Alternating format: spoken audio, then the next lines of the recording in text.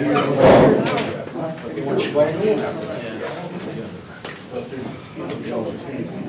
said, I don't care about that. I said, it's a safety issue.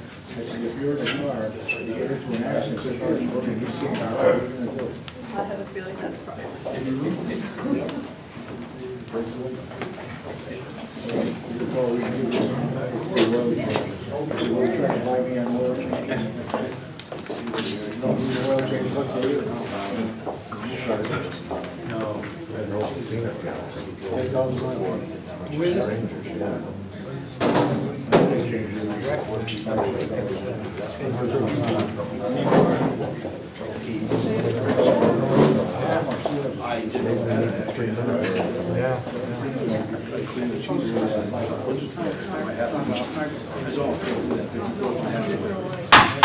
Okay, I'll call this meeting to order for Tuesday, October 17th, 2017. Start with the Pledge of Allegiance to the flag. I pledge allegiance to the flag of the United States of America and to the republic for which it stands, one nation, under God, indivisible, with liberty and justice for all.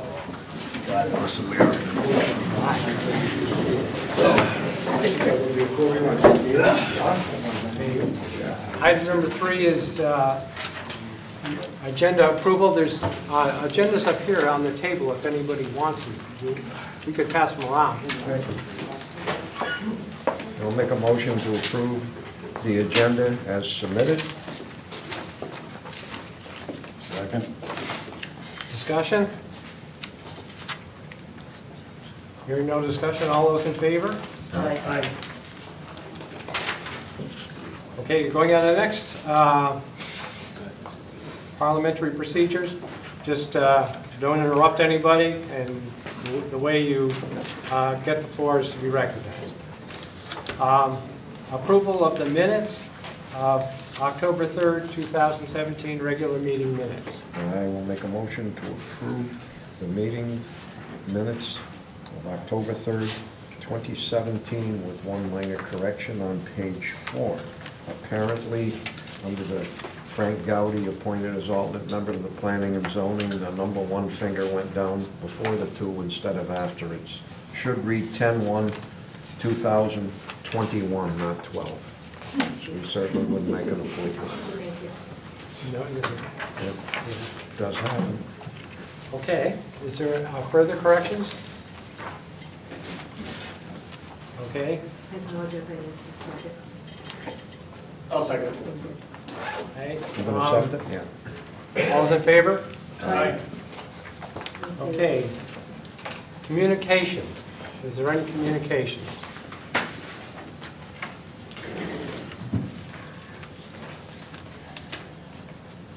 All right. Hearing none, we'll go on to item number 8, public participation. Is there any public participation? Yes, sir. Gentleman in the back. State your name and your address, please. Yep, hi, I'm Jim Martino. I'm from 22 Margaret Drive. And I'm here with residents of Margaret Drive to let you know that we are not pleased with the business that's operating commercially at 20 Margaret Drive. So I have several letters here from residents from Margaret Drive, and some are here and some are not here. But I would like to read at least 2 letters so y'all can understand what's going on here. And so I'd like to start now. For approximately the past year and a half, Stuart Brown has been operating a commercial business, Loading Dock Central, in a residential neighborhood. This is in violation of the zoning laws. My family and I have had to endure a non-stop assortment of commercial business activities at 20 Margaret Drive, such as tractor-trailer deliveries, employees parking on the premises, trucks that exceed 1.5 tons stored on the premises, storage of chemicals, erecting a 16 by 60 portable garage, the delivery of a steel 8 by 40 storage trailer, an excavator that is over 1.5 tons, forklift, a scissor lift, 3 trailers, a log splitter, welders, jackhammers, chainsaws, commercial dumpsters, ATVs, and whatever else he's got hidden back there in the storage area. After numerous visits and complaints and meetings with the town planner, Lori Witten, and other employees in the Planning and Zoning Department, Mr. Brown continues to operate his business at 20 Margaret Drive.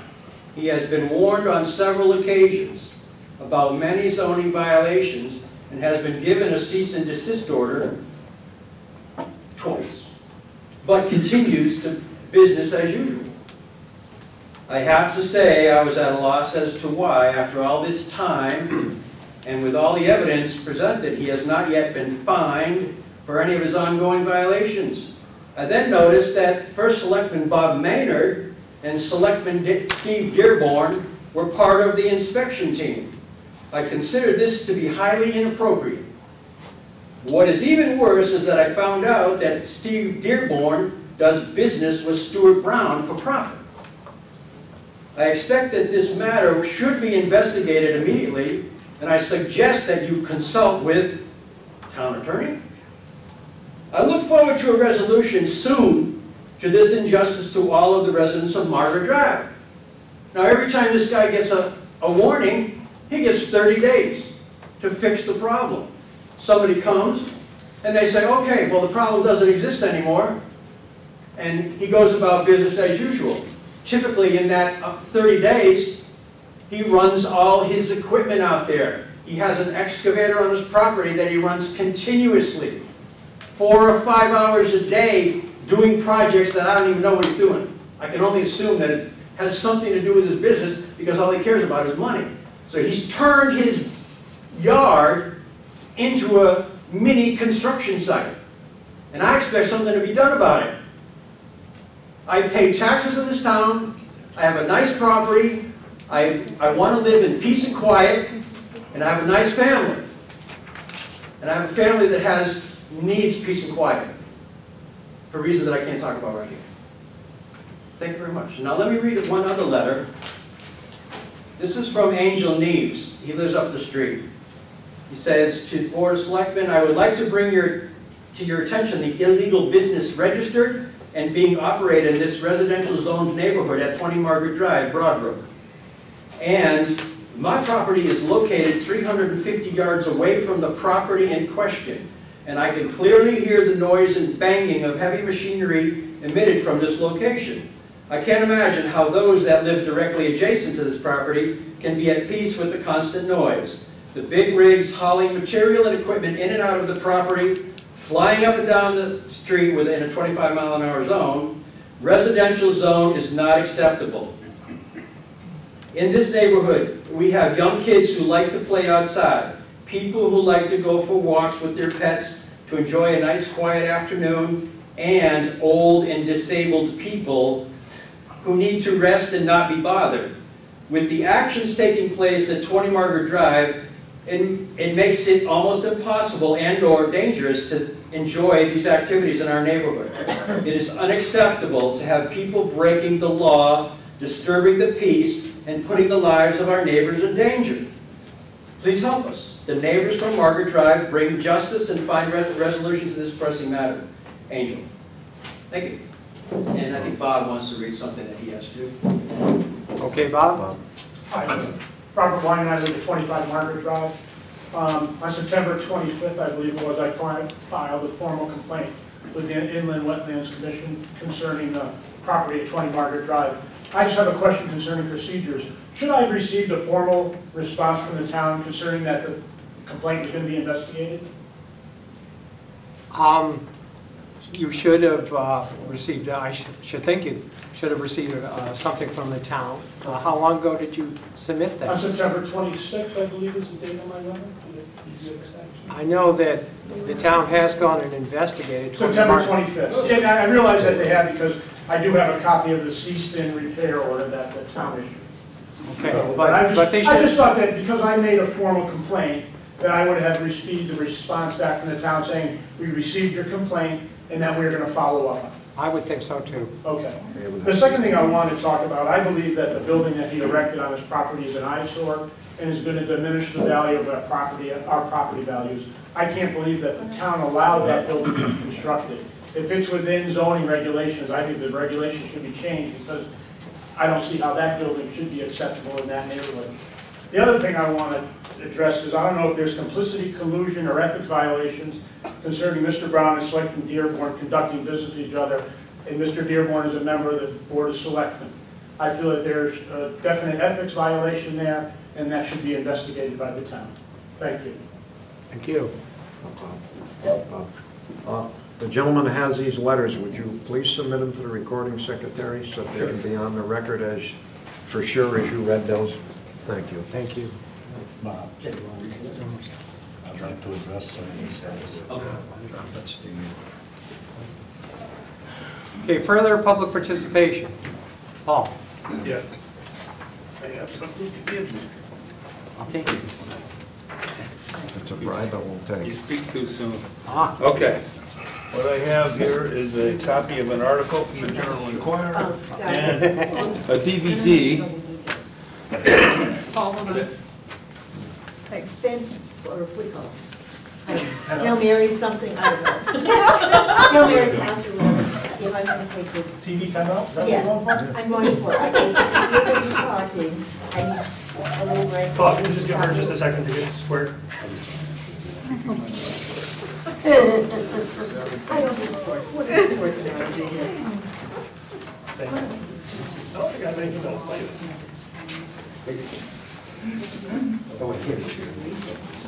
Be right back. You come with me if you want. Make sure that I am. Yes. Take a minute before we go. okay. Take a stick and copies. Thank you. Is that right? I'm sorry Yes, about that yesterday, Eric and I were. Patty's home. Patty's helping me, so thank you. We're okay? Yeah. Yes, please, thank you. Okay, so anyhow, what I gave you is a minute and a half long, basically. It was on Facebook, but I figured I'd give you something. That's a standard DVD. You can play it in any DVD player. Oh. I assumed it was a CD, like a CD-ROM drive. Nope. And it's only so you get to see it, because I think you ought to know what other towns are doing as far as promoting their town. It's a minute and a half. Yeah, we'll Watch take it a at look, your yeah. leisure, no big deal. And then I also have a question about where we are on the view permit. System. Moving very slowly. Okay, but we're moving, Yeah. as opposed to not moving. Weren't we in the process of doing some sort of a promotional video like 2 years ago? Where did that, what happened? That's on the website. I'll show it to you. Well, I'm not showing you this because you don't have one. I'm showing you this so you Yeah. can see I didn't even know what's. we had it. Oh, man. Okay, there you go. Maybe we can clone a little of theirs Yeah. into ours. Okay, thank you. It's very good. It's right on the front page, the home page. It says, "Welcome to East Windsor." It's very good. Tom would like So to. Tom? Can we see that? If it's only a minute and a half, that's gonna kill the meeting. Well, Oh, sorry. Oh, this here? Yeah, that Paul has a minute and a half. Right, that's what I'm Yeah, saying. video. But Paul has the video, a minute and a half. It's entertainment here.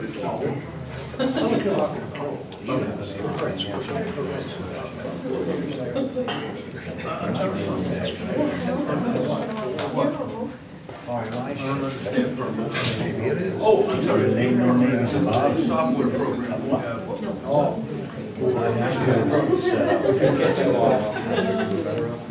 Because you paid a lot of money for it, so. His neighbor. They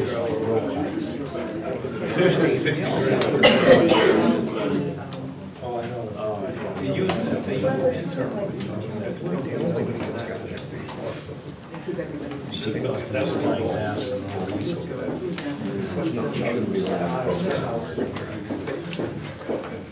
Then you know something, there's a lot of businesses in town that shouldn't be running a business out behind their house. I can I broke my ass, and it took me 3 years to find a piece of property I could legally operate. It's fine and dandy if you're running an office, it's inside your garage, stuff that doesn't have gotta have something. wood split. That's up. There's the star. The video coming up. It's up. That office over there. When they bring it to the Board of Selectmen, then you act. Back to the old days. I think we were pencil. There's no need for it. It's there. They're supposed to be enforcing it. Huh? Oh, you should. It doesn't have to sound.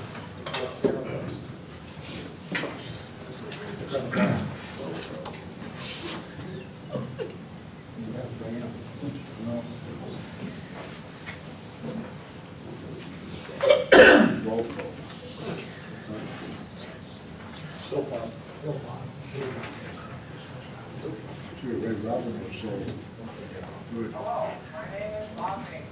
It is my Who's pleasure that guy? to serve as first elected to the You town turn it up.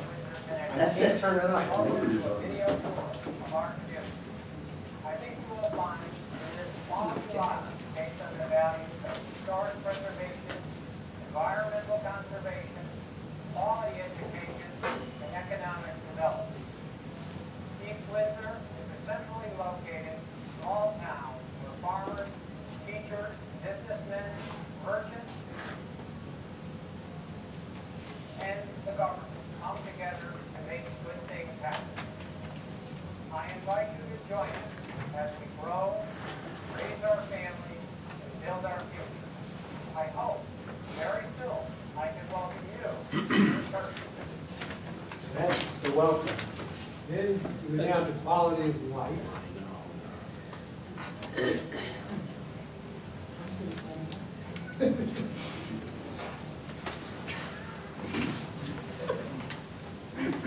Located on the banks of the Connecticut River, East Windsor is a small Quinlan town for its heritage, cultural charm, and central location. The Scantic River flows through the town and is a perfect locale for kayaking and fishing. At our recreation center, families get a chance to enjoy picnics, community gardens, a grass dog park, and even a BMX park. Town departments and volunteers come together to manage seasonal events throughout the year.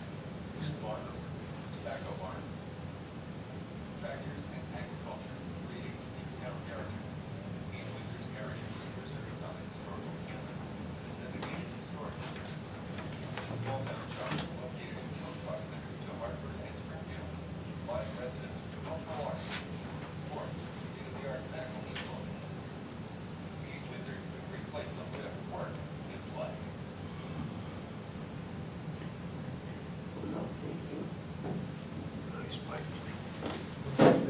Education. That's good, Bob. We're good, we're good. Very good? We're You want good. your education? We're good. All right, thanks. Now let's get going.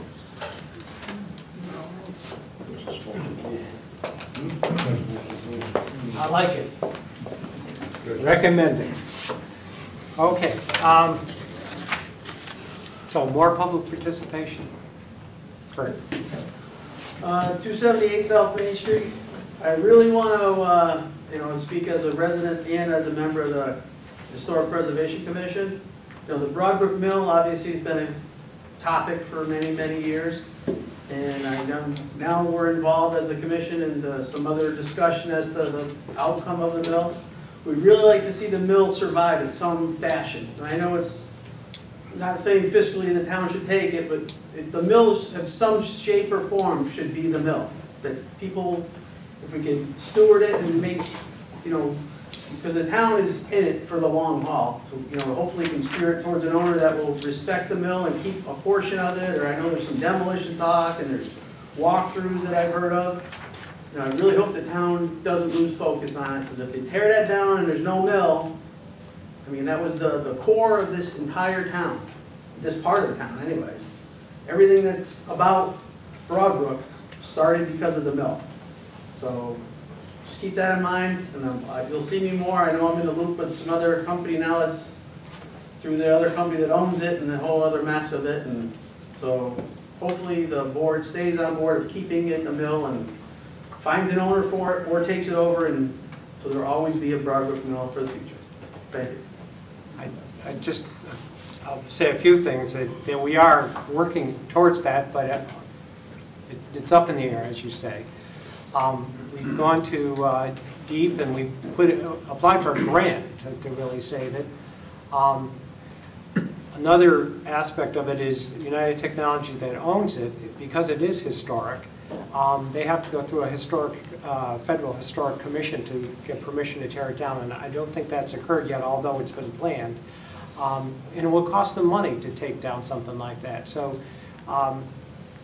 because it's going to cost them money, if we can find a way to use that money and maybe a little more to save it, then right now the roof's in need of repair, no question about it. That it's got a lot of mold in there, but if you could just take out the wall boards and fix the roof, that's the first thing to do, is fix the roof. You might be able to save it. There's a couple of sections of the building. The main building's good, but a few attached buildings would have to be torn down, but they're not really the main building.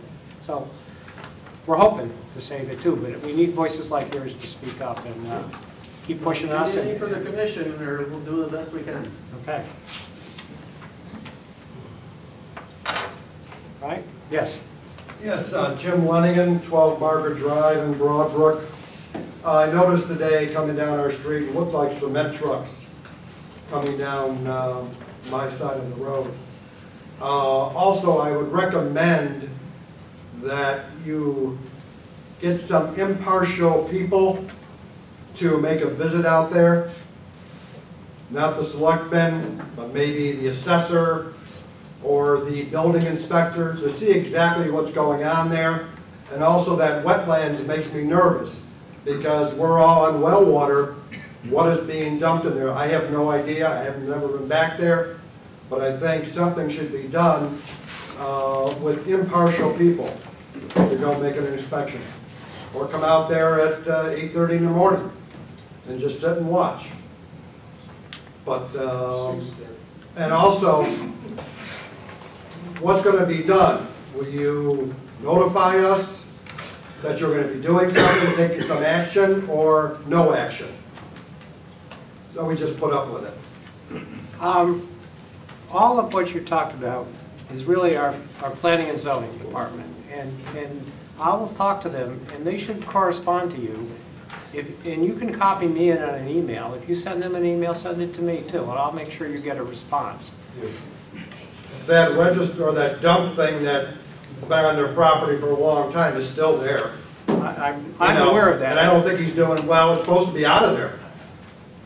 I wasn't aware of that, but I think he claims that he's renovating the inside of his house. And we said, okay, that will have to be gone. Now, why don't somebody go out and look, see what's being done? That's what I'm saying. You can't go into a person's house. Sure you can. You can have the assessor go out. Well, anytime. If they're doing building back there, you can go out, the assessor can go out and look what's being built. So we can tax it. Yeah, I agree with what you're saying. What I was saying, we kind of said, okay, get it out of here in 6 months and that'll be okay. But if you want to... 6 months? How long does it take to renovate a house? I don't know. But, okay, fine, thank you. But do copy me in. Jim? Yep. So, you talk about the zoning, the zoning enforcement officer. Well, unfortunately, I have dealt with zoning for over a year.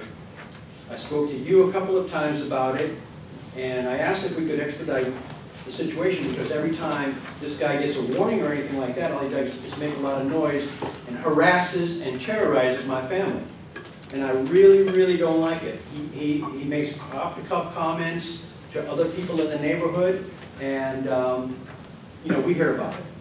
But the fact of the matter is, I dealt with zoning for over a year, almost a year and a half, before he even got a cease and desist letter.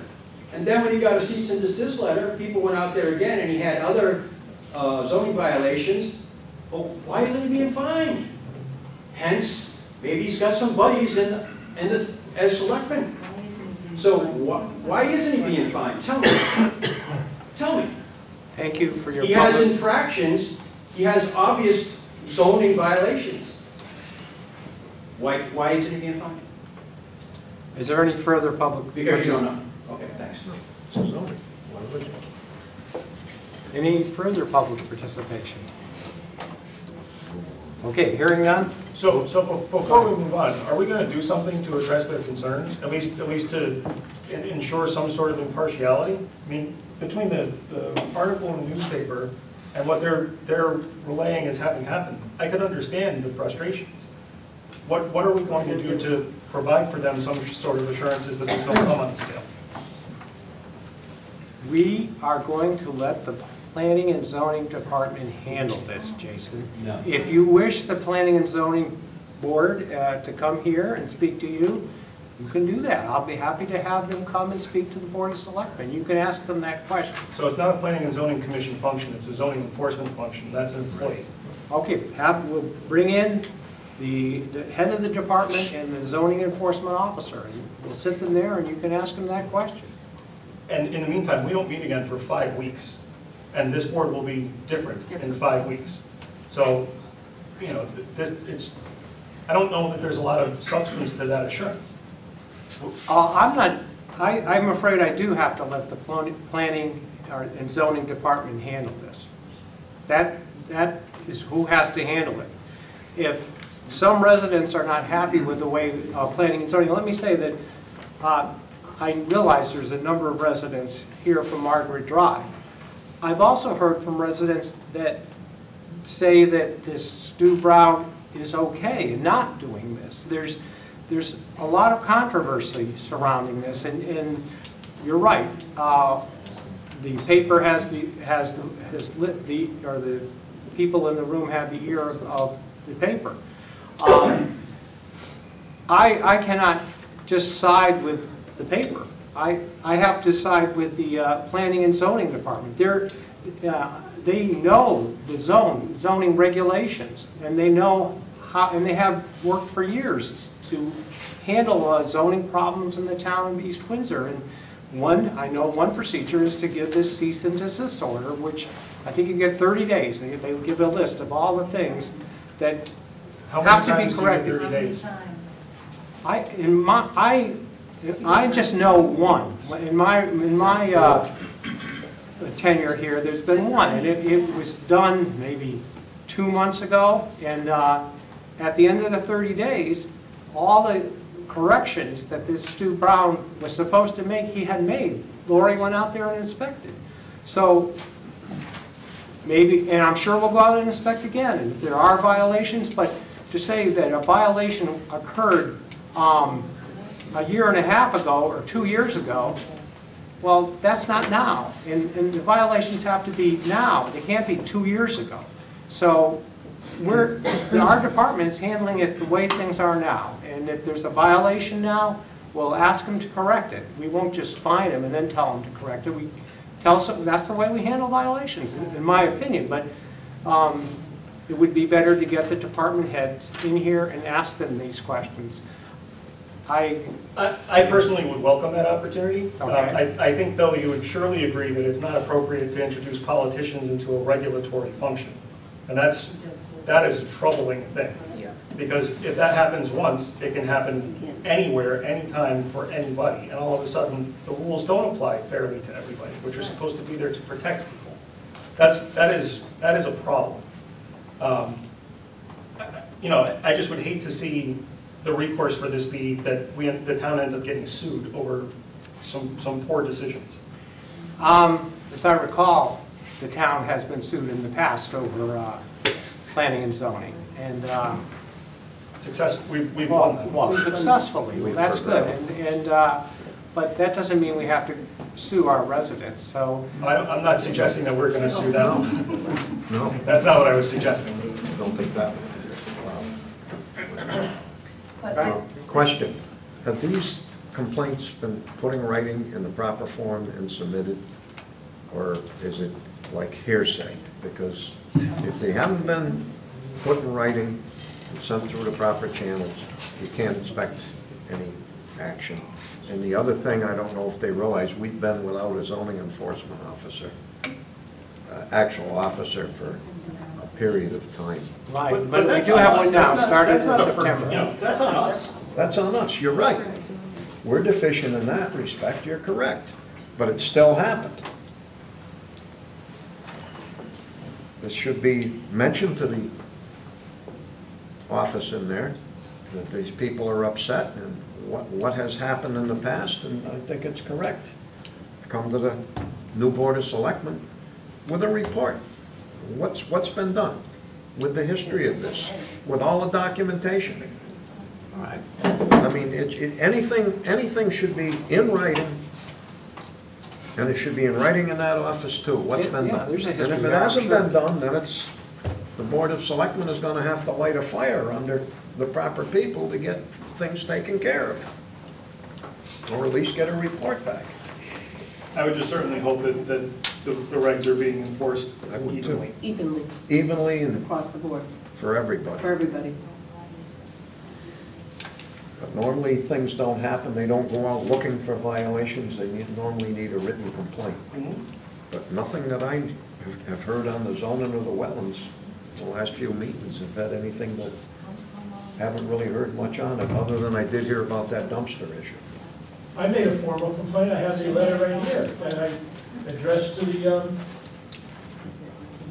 town of East Windsor, a formal complaint, a wetlands complaint. It was emailed to the Lori Whitten, I forgot the Alan Baker, is that his name? I forget, I'm sorry. He's the chairman. I know Jason received a copy, it was a formal complaint on encroachment on wetlands. I have a copy of my letter right here. September 25th, 2017. Yeah, but the wetlands hasn't met since that either. I The know Wetlands Alan Commission Baker is not- and Lori went out there in the Yeah. interim, but, Right. I realize there was a cease and correct order has been issued. Yep. And he has a certain kind of period of time to address that. So they are doing their job. So they're doing their job. Yep. And the formal commission hasn't met since your letter. Okay. They didn't have a meeting this month, so, for some reason. So that's one of the reasons you wouldn't have heard anything about it. All right. okay, further.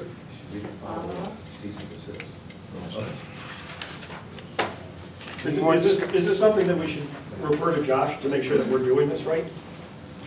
If you want to spend money, give money to Josh, go ahead. That might be a little. Why don't you get a report and see if the procedures were in fact followed? How would I know? I'm not a zoning enforcement officer. It's all right in their regs, it's right in their little book. Well, we could, But therein comes exactly the point. We're elected officials. We're not supposed to be interpreting regulations. That is absolutely But not. there's our also, but there is a set procedure for bringing these complaints on, and they should be acting, and it should be brought up at their meeting. Any actions taken. Is this an FOI-able I wouldn't issue? go to a lawyer yet. I'm just wondering if you could submit to the, what'd you say, Kate? It does happen. it is being taken care Okay, Yeah, it's all public, all right. nothing's secret. But Well, you gotta it's follow being taken care of. procedures too. Hey, can I speak for a moment? Sure. Hi, Ted Grossi, Market Drive. We received a cease and desist follow-up on the followings of the original cease and desist order that was placed. And the violations, the notice of the violation was dated March 24th of 2017. Whoa. And received April 4th by Mr. Brown, 2017. And everything that was stated in this cease and desist about the business and everything that's going on in the property was answered on a follow-up in this fashion. Storage, delivery of company-related materials, loading dock central LLC, should not occur on the property. The response that was given from the board was, we have received no further complaints regarding the issue at this time. Every time there was a violation, the response was the same. We have received no further complaints regarding the issue at this time. And it goes on and on and on to repeat the same statement. It goes on to say other issues like chemicals that are observed on site that you have stored for diesel trucks, which are being used for excavation equipment. The response from the findings, the follow-up was, we have no further complaints about this, and ask you to please continue to store these carefully. What are you storing there? This is a residential zoned area with well water, exactly. In a wetlands. in wetlands.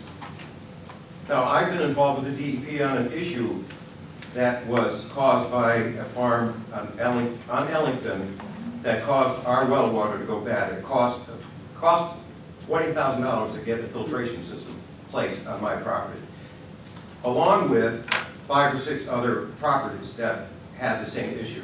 And it took years to clear. But yet the response from zoning is, please continue to store these carefully. That's unacceptable. What's going on there that, as a business, he's allowed to store these items? And it goes on. I mean, anybody needs a copy of this because it's public record. Well, you said the dates on those were March what? March 24th, 2017, by certified mail. You received it on April 4th. So we're not talking 30 days ago. We're talking 6 months ago. And the complaints were filed well before that. That's true. That's the, I mean, if the dates are there, and that was... Correct. And he still continues to operate. He still continues to have people park there when it says you're not allowed to have people parking there. But yet they still park there.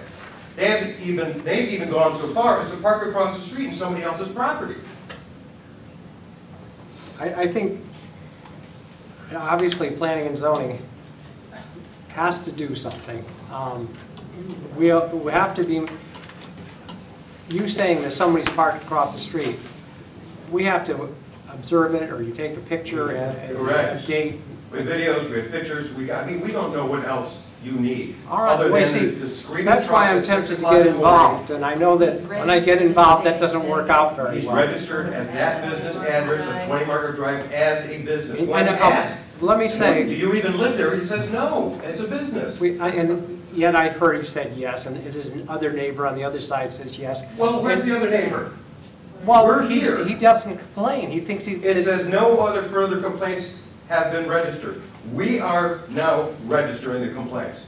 We are yes, you are. the other residents. But let me say this, that it is legal to have a business in a home.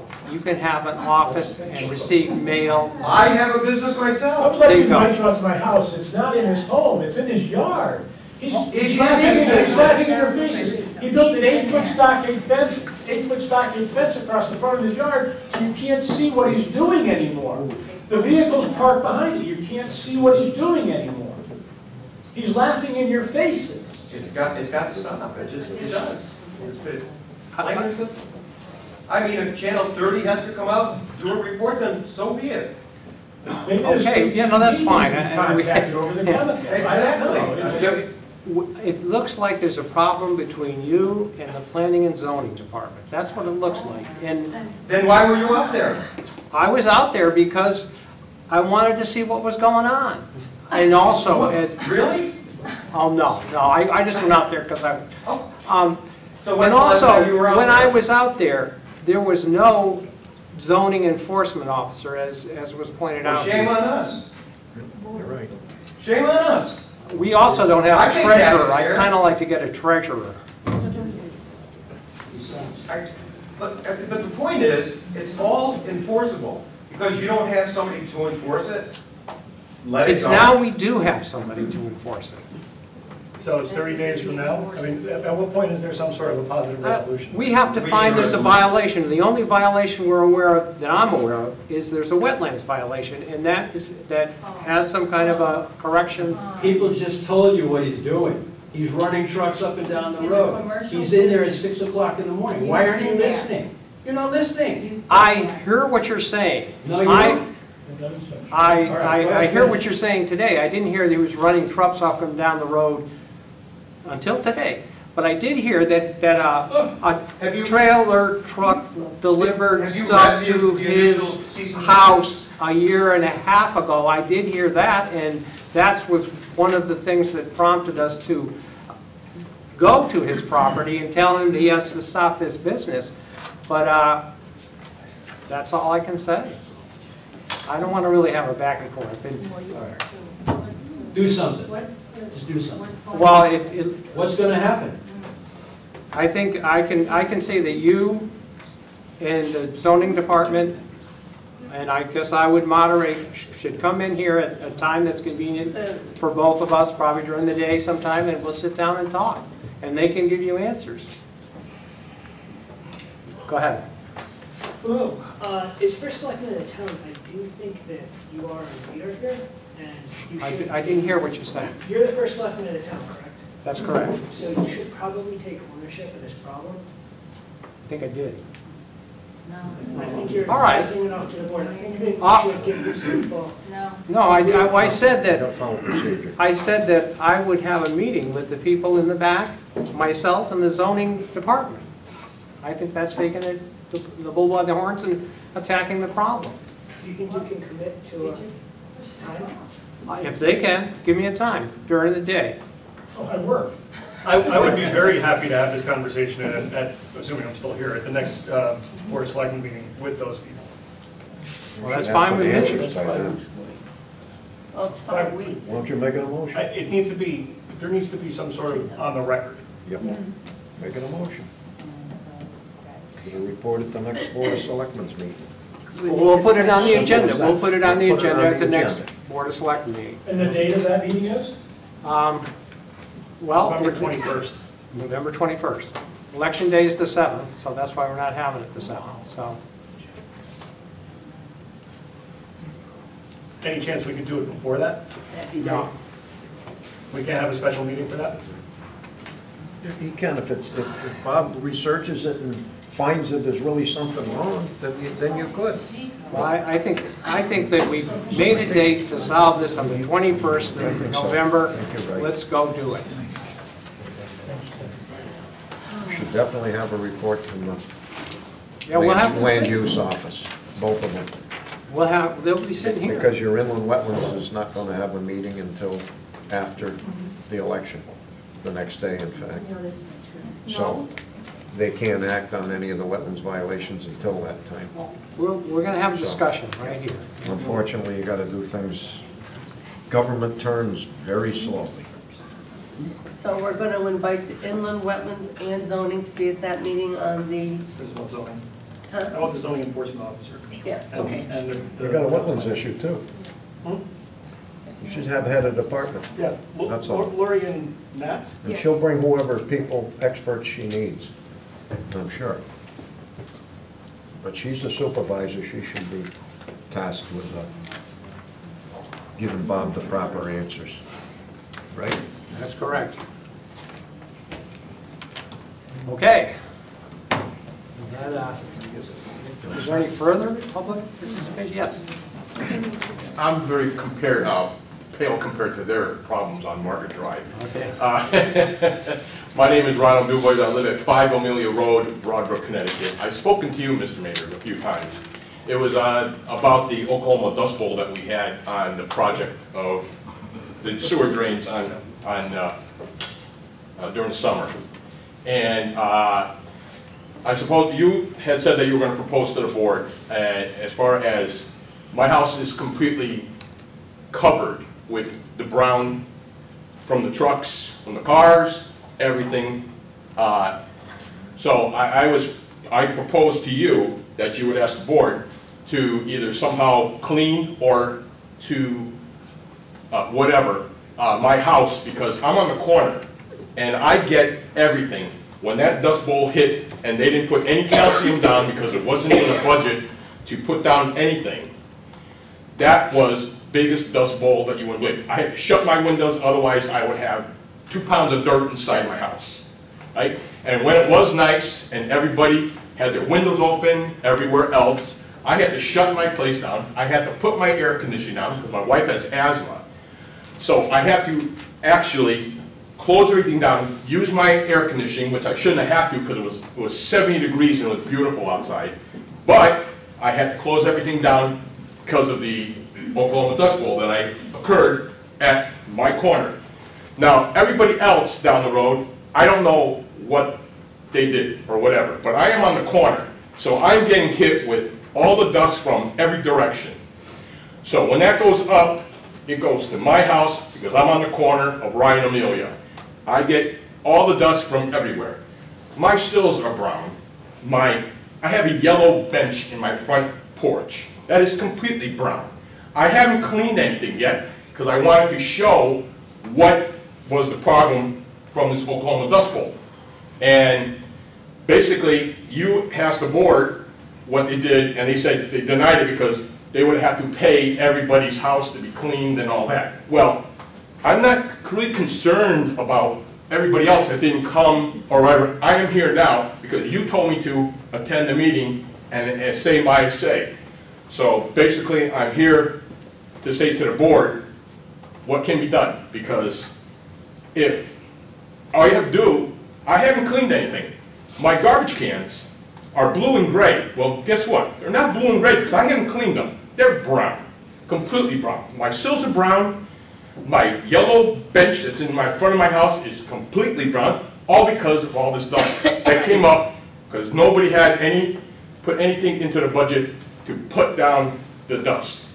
So basically, I'm sorry about Margaret Drive, but I'm here to say what I have to say on the subject. So, Dale?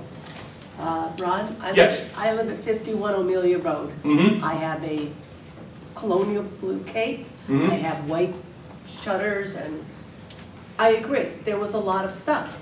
But I own the house. I took responsibility. I washed it. I washed the mailbox. I washed the cans, the everything. I mean, you're right. The sills had that much dirt on them. But it's my house. I took responsibility. And the town is doing such a great job on the roads that, you know, if we were going to stop and I understand your frustration, but we can't stop the work on the roads because you have a problem with the dirt. I get that. And I live there.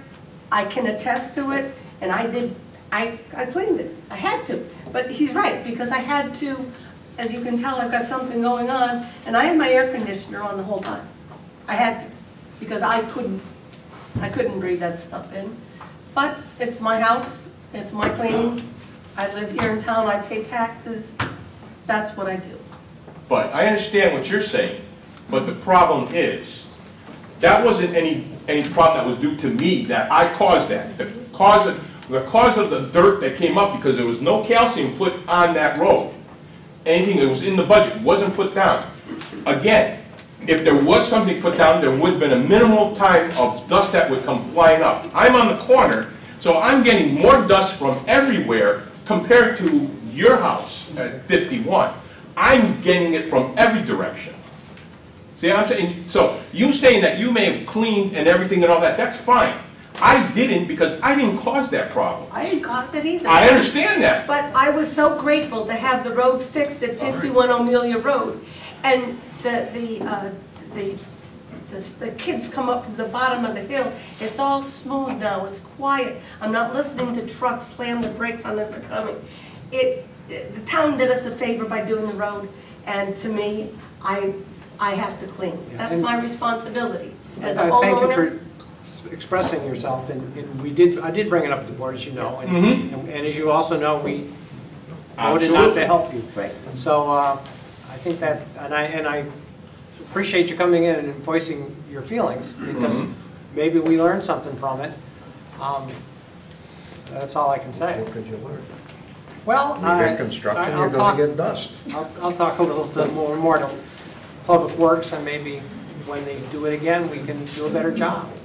Calcium chloride has some real issues using it, because you get some moisture in calcium chloride, it's just like ice.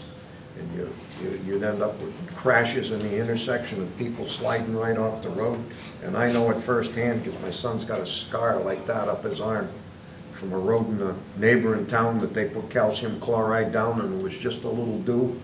And he took a header on his motorcycle like you wouldn't believe. So calcium chloride is not the answer. The answer is to pave it as quickly as possible. Well, that was delayed because they were never paving it when they tore it up. That was unpaved. The problem is there were some drainage issues there that had to be addressed. And that's why it didn't get paved immediately.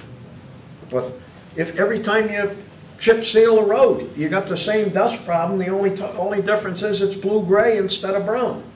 If the soil in East Windsor was white, your house would be white. It happens. It's called life. When our house gets dirty, my wife makes me clean it. That's not the problem. I'm not saying that I'm I'm not going sorry. to clean my house. I'm saying I did not cause that problem. The problem was caused from your construction that you went through. What's the alternative? Don't Alternative. fix the roads? Excuse me? No. I'm saying alternative. I said to them to have my house power washed and have my windows cleaned from all the filth that happened that came up from the actual. If you were to do that, you would probably stand in line that would be out the street and down Rice Street for a half a mile of everybody else in town wanting their house washed for nothing too. Oh, that's it. I mean, all for nothing, but that's okay that I'm I had to sorry. shut my house down completely because of all the dust bowls that they just When they circulated chip around. sealed the road on Wallen Road, believe me, our house had it on there so thick it was a gray house, not a yellow house. You know what I did? I washed it. And I was happy to have the road maintained. You realize you're asking for a precedent that if you, there's just not enough money in the town to start, because everybody's gonna join the bandwagon. It's unfortunately a nature of the beast. We'll move on. Gonna move on?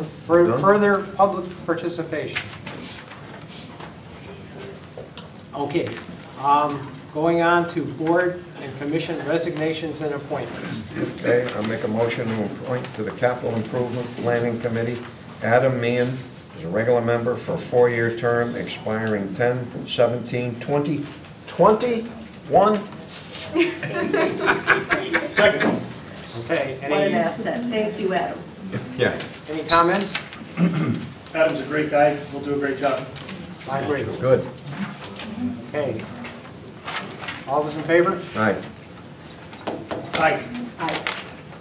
All right, now on to a happy subject, 250th anniversary. Here we go. Tickets are in. Oh. I have them tonight, but money, that's fine. I can just write your name down. And I was going to bring my checkbook, I forgot. That's fine. If you want to get tickets for the Masquerade Ball, they're $95 per person for New Year's Eve, December 31st, 2017, at Lenote. It's going to be a 5-hour open bar. There's going to be a buffet and a mashed potato bar, a photo booth, and great food and a fun time. So if you want to get tickets, let me know, and I will write your name down, and then whenever you give me the money, I will give you a ticket. Can we send you the money in an envelope, or how? Can we send you the money in an envelope, check in an envelope or something? Brown paper bag. He wants to go. Cash and brown paper bag. If it's a check, the check is made out to Lenote. If it's cash, it's pretty simple, so yeah. Okay, all right. Other than that, I don't think there's much going on. We're working on just getting things planned, and we have a meeting on Thursday. I know it's also the debate, so we're going to make a 15-minute meeting at our meeting, and then hopefully everybody can go over the other one. So there is that. And What time is the debate? 7? Okay, all right. I'm kidding. Are you planning on attending? I had 6 in my head, I don't know why. We would have been on time. We would have Yeah, been very much early. on time. What's the dress code for the masquerade ball? Formal event. If you don't have your own mask, don't worry. We'll be providing everybody with a mask. Formal event black tie? Or formal event like business attire? Suit. It would be a nice, fancy evening, and People have to rent a tux? No. No, we'll give a suit. Wear what you're That's- wearing. It's fine. Yeah. A suit. There you go. It's not a dress up party. There you go. I'm not tuxed in. There you go. There you go. You got your outfit already. But the fundraising letters that went out to the businesses and. Yeah, things came in slowly. I think like a couple weeks right after we sent the letters out, we had gotten a couple responses, but not that much. We are starting to go back out to certain places that said you kind of were asking us at too early of a time or the wrong time because they do their donations at the beginning of the year. So once kind of the new year hits, we're going to go back out and hit some of the businesses that said come back to us. So we're hoping to get more money within the next couple of months than that. So other than that, people are still sending donations when they can, and we are moving forward. Okay, cool. Thank you. Okay, the casino. And I'm working on the casino impact fund, or at least what I'm going to try to do is present a straw man and talk to a lot of people. So hopefully it'll fit together really well. Last night I went to the Board of Finance meeting and got some suggestions from them. Someone said that the auditor should be contacted, and actually I did talk to them today because this is the first day of the audit. We just came in to look at our books, and they thought an ordinance was a good way to go. And that's probably the way it should be done, to keep it separate from the general fund. Yeah. But what was novel, Jason, and I'm glad I asked, and I mean, it's not a, I didn't think of it. Someone said that we should make a request list. We should make a formal, to see what people are asking for. And so I'm going to do that. I'm going to have a department meeting, all the departments, and really ask them to give me a request for what they want from the upfront payment, the $3 million upfront payment. So we'll have a list of what they're looking for in that, and maybe we can have also a list of what they're looking for afterwards. But so we'll have more concrete focus on what is out, what we'll be looking at. And how will those requests be assessed? They'll be on a list, and I'll hand out the list to you, and you can assess them any way you want. So your intention is for this board to be passing out the candy? Not at all. My intention is to make a list and then talk to a lot of people and get a lot of ideas and come to a consensus on what the process of giving out that candy would be. I have no idea. But I thought the idea of coming up with a list is a good start to give us some ideas of how we do want to go through the process. Another person there said, on the Board of Finance, said if the money came in today, we'd have to follow the charter, in a sense, to handle the money. And he said it would be like, he kind of described it like a supplemental appropriation. It would go to the Board of Selectmen, and then it would go to the Board of Finance, and then it would go to a town meeting. And that's a concept. And that also, when we do have a casino impact fund with $3 million or $4 million or something in it, if we don't put it all in a budget, and then if there's some left, we could do, and probably should leave some in a contingency type fund, not fund, a line item. So we could do a supplemental appropriation. If something isn't right with the requests that the people have done for the year, and we realize that halfway through the year, because unexpected things might occur, then we should have a supplemental appropriation process. And that's a good idea too. Maybe we can do something like that. I like the idea too that Keith said that maybe it shouldn't be just one ordinance. Maybe we can have 2 or 3 ordinances. That way, if you wanted to amend or change an ordinance, you wouldn't have to open up the whole thing. So we're at the beginning. We're taking suggestions. We're talking to people. So when do you expect to have a plan? I mean, it's been 9 months. Well, you say that, Jason, but until that state legislature voted to have the casino, and that was in June, that the state legislature voted that way, that's when I started saying, okay, this does look pretty real. And so it hasn't been 9 months, but well, it's been 9 months since we signed the development agreement. It has. It's been 9 months since we signed the development agreement, but to start thinking how we're going to spend the money at that stage before we even knew that it was going to exist, I think is kind of distorting the real reality of the situation. But also distorting the reality of the situation is to say that it's talking about how we're going to spend the money versus how we're going to provide the needed services. That's a very different thing than carving up the pie. We should have been, and that was the whole point, is we should have been looking at what are our needs, how are we going to address those what is the plan? And we sat for 7 months. I mean, that's just, we ought to have a plan. Thank you, we're developing one now. I'm patiently waiting. Good. We need to get it done. Okay, any further discussion on casino? That was also mentioned in last month's meeting on page 9. You reiterated that your intention was to hold a meeting of department heads before the next Board of Selectmen's meeting, then to review that input and craft an ordinance at the next BOS meeting and schedule the public hearing. So A little behind. that didn't happen today. That's true. Okay. Okay. Now we go on to new business, the Melrose Bridge. And I gave some people a preview. I do have your slides. So.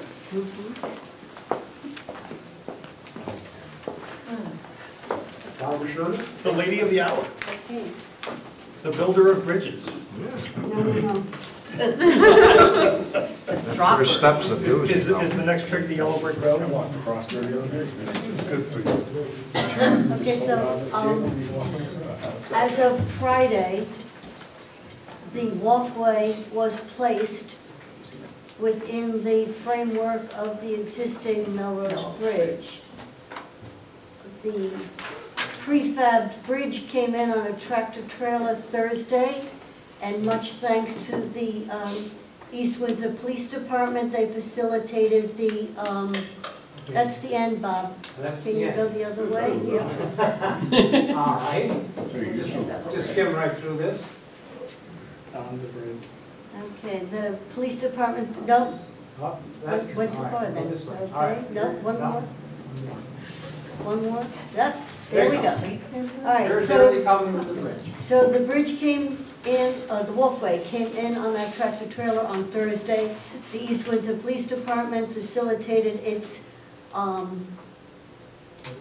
blocking traffic, et cetera, getting to position. The crane came Friday morning. They did what they needed to do to balance it, and then the bridge was, the walkway was picked up from the trailer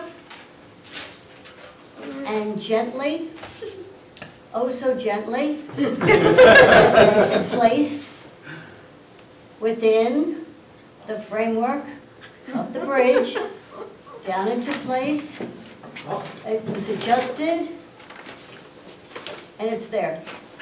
The orange is a temporary fencing. I believe the dimension of the old bridge was something like 11 feet 8 inches. The walkway is 8 feet, so there will be fencing, chain link fence attached to the sides of the walkway at some point in the future. As of today, a ballard was cemented and bolted into that front support wall, and one on the other side, which will prevent any large piece of vehicle to go across. This is strictly a walkway. However, because it is a state park, it has to be able to be accessed by a horse and rider. But there will be no other access other than people, dogs, maybe some animals going across. Anyway, it went very well. It took longer for them to set up the crane. It was a very smooth operation, and many thanks.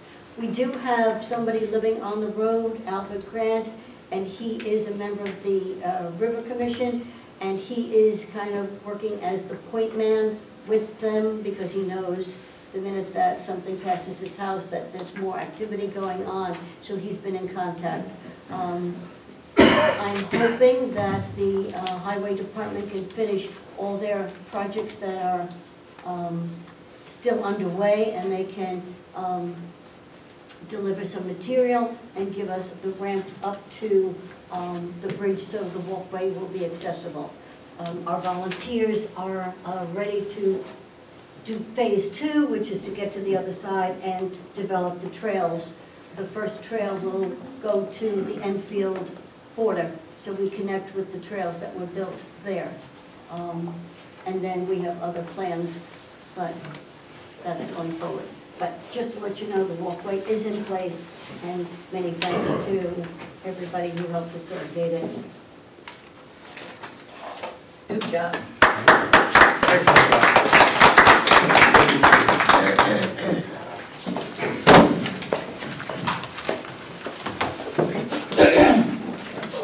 Okay, the next item of business is the real estate sale.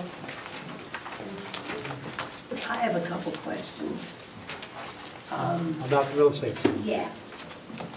I went out and looked at the property because there's a stipulation in here that kind of, for $25,000, it states that this contract is contingent upon buyer obtaining building permit to construct a residence containing approximately 8,000 square feet and/or 4 bedrooms. If we're selling a piece of property that can be built that large for $25,000, I want the property. Well, it's a funny thing, a funny shaped piece of property. It's long and skinny, so it. Got 8,000 square feet. 8,000 square foot house is kind of monstrous. Well, That's okay. otherwise known as 5 times the size of my house. After mine. I mean, if I, About 6.5 times the size of ours. so I On the was septic concerned, system? so I took a ride down there and I looked, and you're right. It does seem to be narrow, but how do we come up with the price of $25,000 if you could build a house that big on it? You know, We have a, I don't know what the assessed value of it was, but I think it this way, if he's gonna put an 8,000 square foot house on it, yahoo. Says the tax Let collector. him do it. Okay. It's just that it was in the contract, and it just made me kind of out of my head. So what? The guy wants a big house. He wants to pay Why, what do you want? $25,000 for it and then put it. It's up to him to put his house where he wants to put his house. Bang, we made a deal. So we get taxes on an 8,000 square foot house. I don't know if he's going to buy it. He's got to do some testing. The person before wanted it, and they didn't. They tried to buy it. Pay the taxes on it. Yeah. So we'll see. The beef I have with this thing is I would think that part of his due diligence, he would do perk test holes before he goes anywhere. And why do we want to go to all that expense to have a town meeting when you don't even know if the lot's buildable? If it passes a perk test, we should be committed to go to the town meeting. But if it doesn't pass the perk test, you know what? It's just a bunch of talk. It just takes a couple hours to do it with a little backhoe. I think he's not too far from a sewer. Well, then why would he put that in? Well, no, he's not. He's not on a sewer line. No, but I mean, he's got it in contingency over that. He's got to put a 4-bedroom house in it. Yeah, And well, all the rest of it. And he does that after we already committed to selling the property. yeah, you know, Why would we want to go to all this expense and illegal and all that for something that, you know, right do a now, perk test and find out, like the guy did on Wallam Road. the only thing holding us up now is that town meeting. And the town meeting, we do in the middle of a Board of Selectmen meeting. That's really very quick. We could allow him to do a perk hole. But I don't think we want to hold up the sale and stop the sale. Go ahead. It says in here, he's buying it where it is, as is, and with all faults. So, I mean, so what's the problem? He buys it, you can't build on it, well, that's his headache. I think there's a perk test or something. No, that comes back off, that comes, takes it away. You give him everything in the front, and then you go through the rest of it, it takes it all back away again. All these contingencies. Well, but our town attorney did review it and put an addendum on it and is comfortable with it.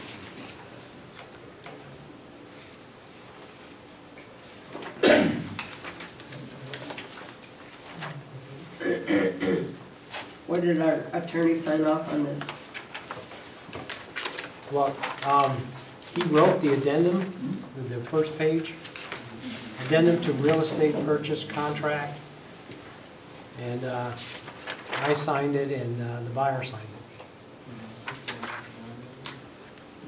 Did you just say the town attorney approved this? Yeah, Byron Kush. All right.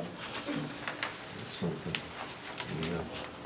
And the location of the pipeline, all you gotta do is call before you dig and you got it. Shouldn't even, that should be part of his due diligence before he ever even made an offer. Costs him nothing. Whatever. You're gonna be into the winter time and he's probably not gonna get it done and be looking for an extension.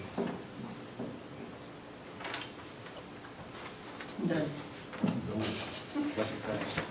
Okay, I would entertain a motion to approve the sale of map 94, block 24, lot 66 on Winkler Road to Arid Persad and move it to a town meeting.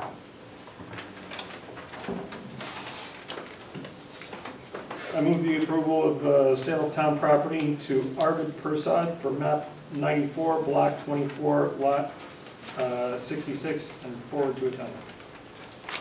Okay, is there a second? Any further discussion? I apologize, who was the second? Steve second. Thank you. All those in favor? Aye. Aye. I think Dale, no? Dick? No. Okay. So was that unanimous? No. Looking for too much for nothing. Okay, next order of business is the fire marshal discussion. He brought his bodyguard with him. Seniors and the juniors. Oh, golly. That little cement overshoes. We have a very simple request. Request nothing to the town. We just want to exchange positions. I want to be the assistant fire marshal. I want him to be the fire marshal. And Blaine, you have all the qualifications that you need, correct? No brainer. Okay, So we're gonna do it? yeah, I'd entertain a motion to appoint Blaine Simpkins Jr., the town fire marshal, and I'll do Blaine. that. Okay, you're Second. Okay. Jeez, that was quick. I didn't get a chance. And, okay, Discussion's over? All in favor? okay, if there's any further discussion? All those in favor? Aye. Okay, unanimous. Gotta get sworn in again, though, both of you. Yeah. Okay. That's it. You guys really should, like, take a little more time. At least you can do is read the report, the new one.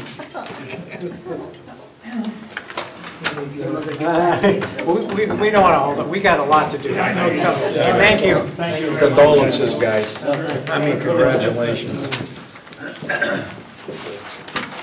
Okay, item number D. At the last Board of Selectmen meeting, we didn't realize that the appointments to the Capital Improvement Planning Advisory Committee was for 4 years rather than 2 years. So we asked to amend the motion to October 3rd, 2021. Anybody been sworn in yet? I have, Okay. and I think they did it in 4 years. I did. Are you sure? Yep. Okay. Because I If anybody's been sworn in, you need to confirm that we need to confirm how long they were sworn in for. Okay. Can we make the amendment now, or the motion? Sure, make an amendment that the Planning Advisory Commission will be a 4-year term expiring October 3rd, 2021, for the appointment of Bob Leach, Richard Pippin Jr., Catherine Simonelli, and Dale Nelson. Second. Okay, discussion? All those in favor? Aye. Okay. Historical preservation discussion, Barbara. So, I'm sorry, just before we touch on that. Sure. As the CIP committee is being kind of rebuilt. Right. Are we gonna have all, I don't know, is it 9 members, I guess? Are we gonna have all 9 members expire on the same day, or are we staggering their terms? All expire on the same day, unless you want to stagger the terms. Right now, we have 5. And we can have, the committee can be 6 to 9, so. So wouldn't it make sense to, just for continuity purposes, to have them kind of in 2 different appointment classes? It would, yeah. So we could. Otherwise, you have, like we have now. Yeah. All 9 disappear Yes. eventually, and there's no institutional knowledge at all. Right. That's pretty epic brain drain. I agree. So. Maybe you ought to do that before we go on. Let's make a motion that, well, we can, I don't know if we need a motion. The next person that applies, we can appoint them for 2 years. Would that make sense? Yeah, I'm assuming we're going for 4 more. Well, I think and that's a question. If we get 6, I think we can start. Can we add members as I think we can add members. And the charter on page 31. Jesus. How prepared are you today? It's when you're sick, you got nothing to do. Capital Improvement Plan Advisory Commission shall advise the Board of Selectmen regarding, you read it. It doesn't say anything about the members, but this does. I think it does somewhere in there, doesn't it? 1, 2, 3, 4, 5, 6, 7, 8. Yeah, it doesn't, the charter doesn't speak to the number of members on the commission. Well, I read that somewhere. I thought I did too. I don't have it. I don't have the charter with me.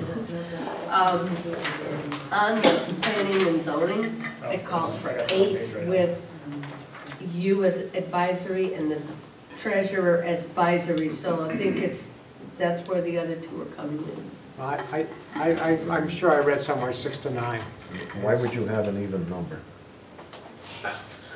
Definitely don't want an even number. 5, 6, 7, 8. So we'll check, I guess we'll have to check. Yeah. I think you should make some kind of a motion. Let's get this thing so that you do stagger the terms of these members. We can do that. When the next person is appointed, we'll do it for 2 years, and I'll find the place where it says. If you don't 7 forget. to 9 members, right?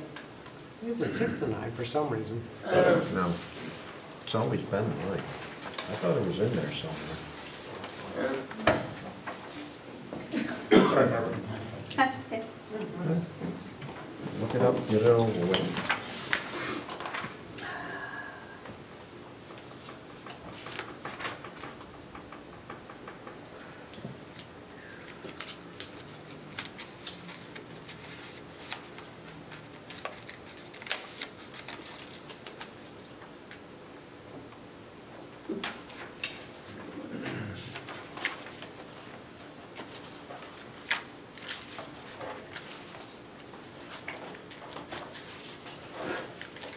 Might be in before the budget process, it talks about the CIP. You can look it up for you next. That's what I think. Before your I think next that would appointment, waste instead us of- spending time here. Get this over, we got people here. It just doesn't, it's not specific to the number on the team. Nowhere. Okay, well, like I said, we don't have to do it now. Okay, Barbara, we give you your attention, take it away. You brought us booklets. I'm going to be short and sweet. This is probably going to be my swan song, so your chance to ask me questions is now, and then feel free to call me at home anytime. But I'm pretty well cooked with historic preservation. You've been doing it for a long time. Yeah, and I won't go into the reasons why I feel that way, but if you would like to know, you can ask me privately. I put together some information because a lot of people say they're for historic preservation. So what I like to do is go down the table and ask everybody, what do you think historic preservation is?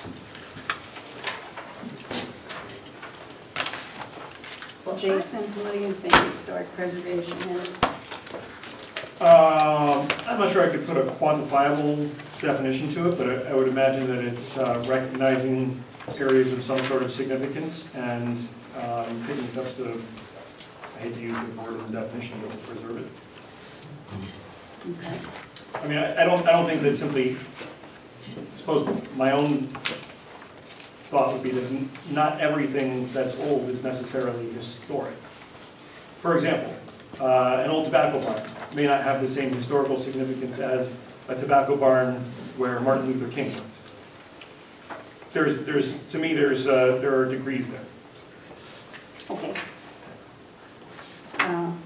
Anybody else? Dale, what do you think it is? Well, it's funny because I went to a meeting and it was at the cemetery, and I learned about the headstones and the different materials where they came from, then the templates on them, and you know, the family delineation, and it was very, very educational. So I consider that as a educational process. Showed me what that was all about, and I learned a lot in that couple of hours. It was very interesting on my part, although I don't like dead people, but it was interesting. Very good. Steve, what do you think? Well, I think, you know, but East Windsor has a lot of historical things in it, and we should identify them, and they should be preserved, like they're doing over there by the Hispanic Church here with the Historical Society, and to preserve a lot of things. You know, they're going to build a shed there, so 100 years from now, when there's no tobacco, people will know what it was about, you know. And you know, some of those barns, they have old tools, old machinery. Things need to be preserved. If you want to, you know, keep East Windsor the way it is. I mean, there's a lot of things in town that should be preserved. Okay. Next. Yeah. Richard. Well, you know, basically, Steve hit it on pretty much. The items of historical significance should take priority. The uniqueness of certain items, like tobacco sheds, of course, to this area, is unique to this area. You go most anywhere other than, I don't know, there might be one or two left in Portland. From Portland to the state line, just this little valley has tobacco sheds.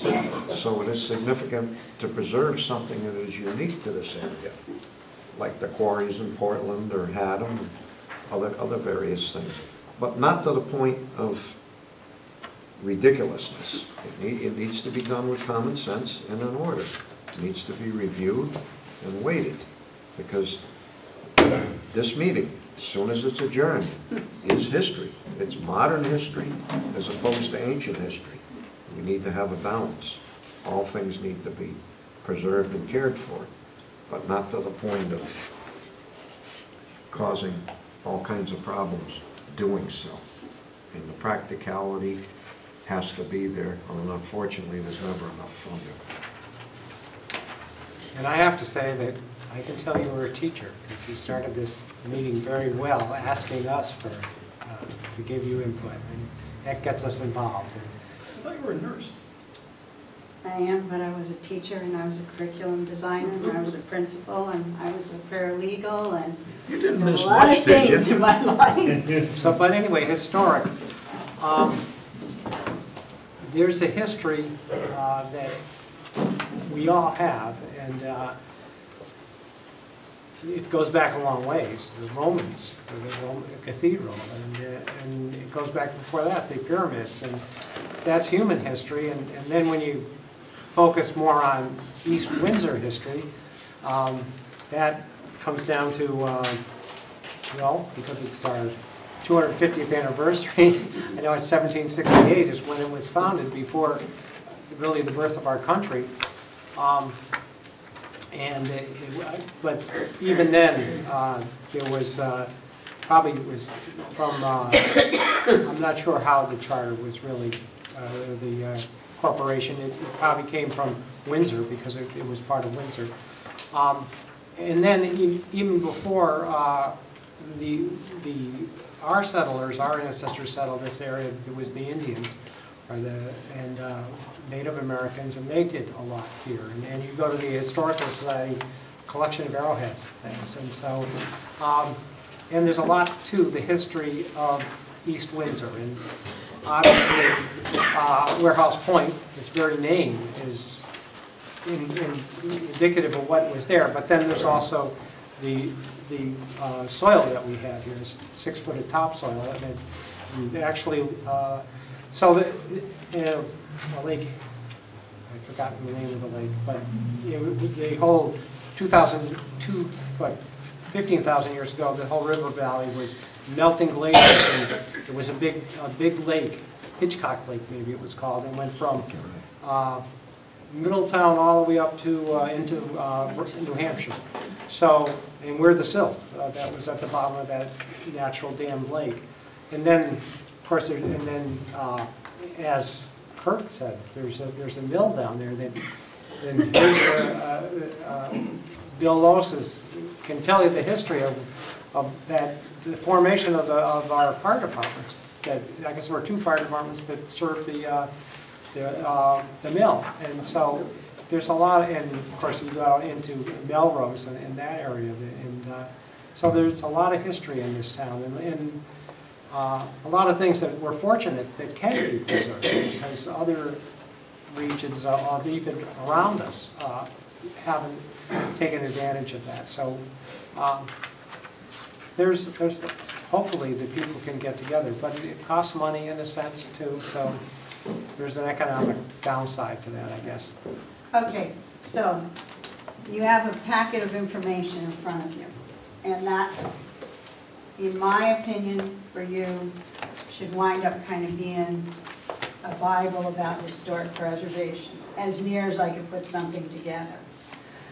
When the Historic Preservation Commission was started, we requested assistance from the state, and the State Historic Preservation Officer, who at that time was John Paul Lothar, came and sat down with our commission and explained to us what our responsibilities would be as a Historic Preservation Commission.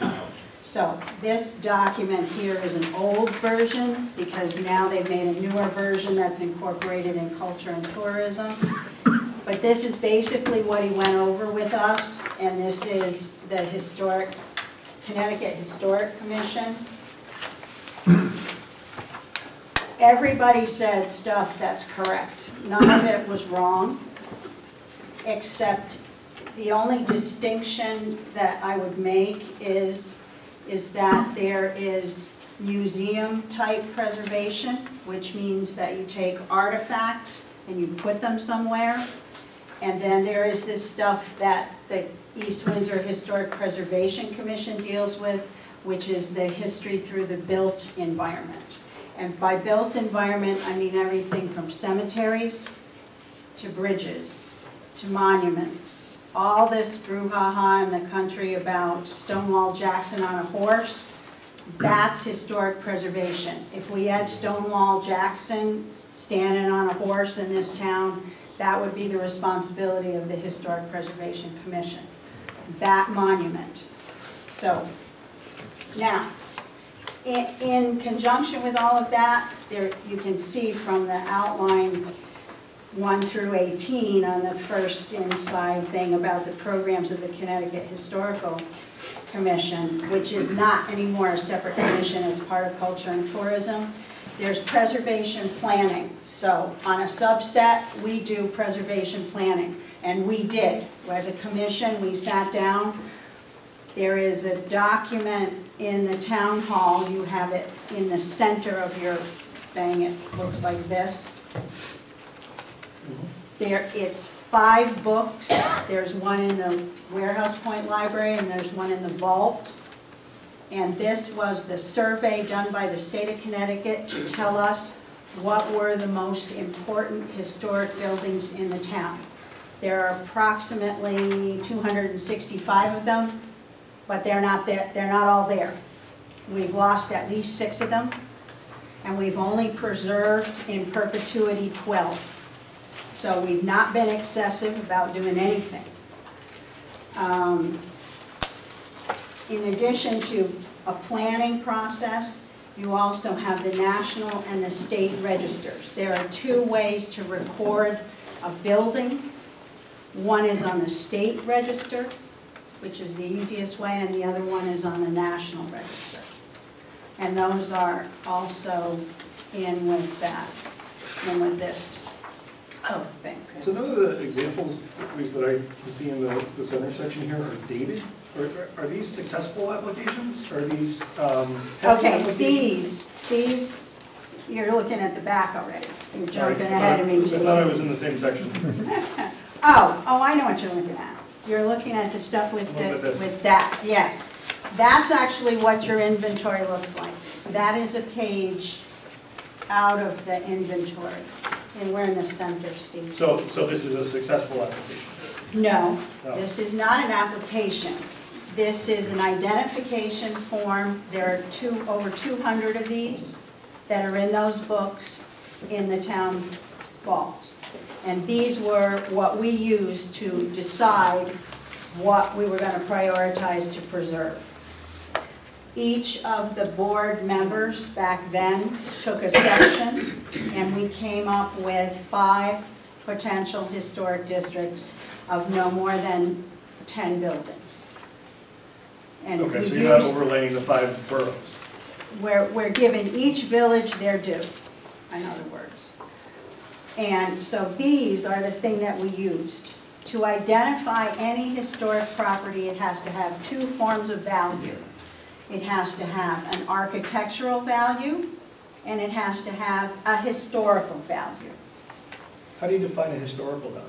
The historical value has to do with, if you look at the historic resource form. I saw the criteria that were listed there. Yeah, it'll say, on some of them, it doesn't say on all of them. I think on the Thompson one, it may say. The historical significance is taken from Baker and Tilden map of East Windsor, and it's William H. Thompson, who was a deacon and a founding member of the Congregational Church in Broadbrook. He was also a selectman and a legislator. Okay, so that's these forms here that are in the center. All right, so you have your properties all identified in this town. We don't need to go through and say this one's more important than that one. We have 260 that the state say are valuable. We don't have to preserve all of them, but according to the state, their architecture and their history merit getting them on a historic inventory. And the gentleman that did this just died this year. He was 100 years old. So he's no longer around. And I drove around this town with him, and we identified the properties that we felt were best to contribute to preservation in all 5 villages, not just in one area, because this town is composed of 5 villages, and each one is unique, and each one has its own identifying markers. So you have a plan. You identified your properties. Now what are you going to do about it? Well, you can do a national listing or a state listing. So if you register it with the state, it has a level of protection. The best protection it can have is on the national register. When you register it with the Department of Interior in Washington, which is a national register listing, it automatically goes on the state register. Because if it's worthy enough for the nation to protect it, it's worthy enough for the state to protect it. So at the back of the green folder, you see 2 National Register nomination applications. These two. Thompson and Melrose. Oh. The William H. Thompson farmstead was the 5th property in the town to go on the National Register. You have the mill, the Broadbrook Mill, which is on the National Register. You have the Pony Trust Bridge, which y'all just put planking over, but that is listed on the National Register. And that was... The bridge is still there.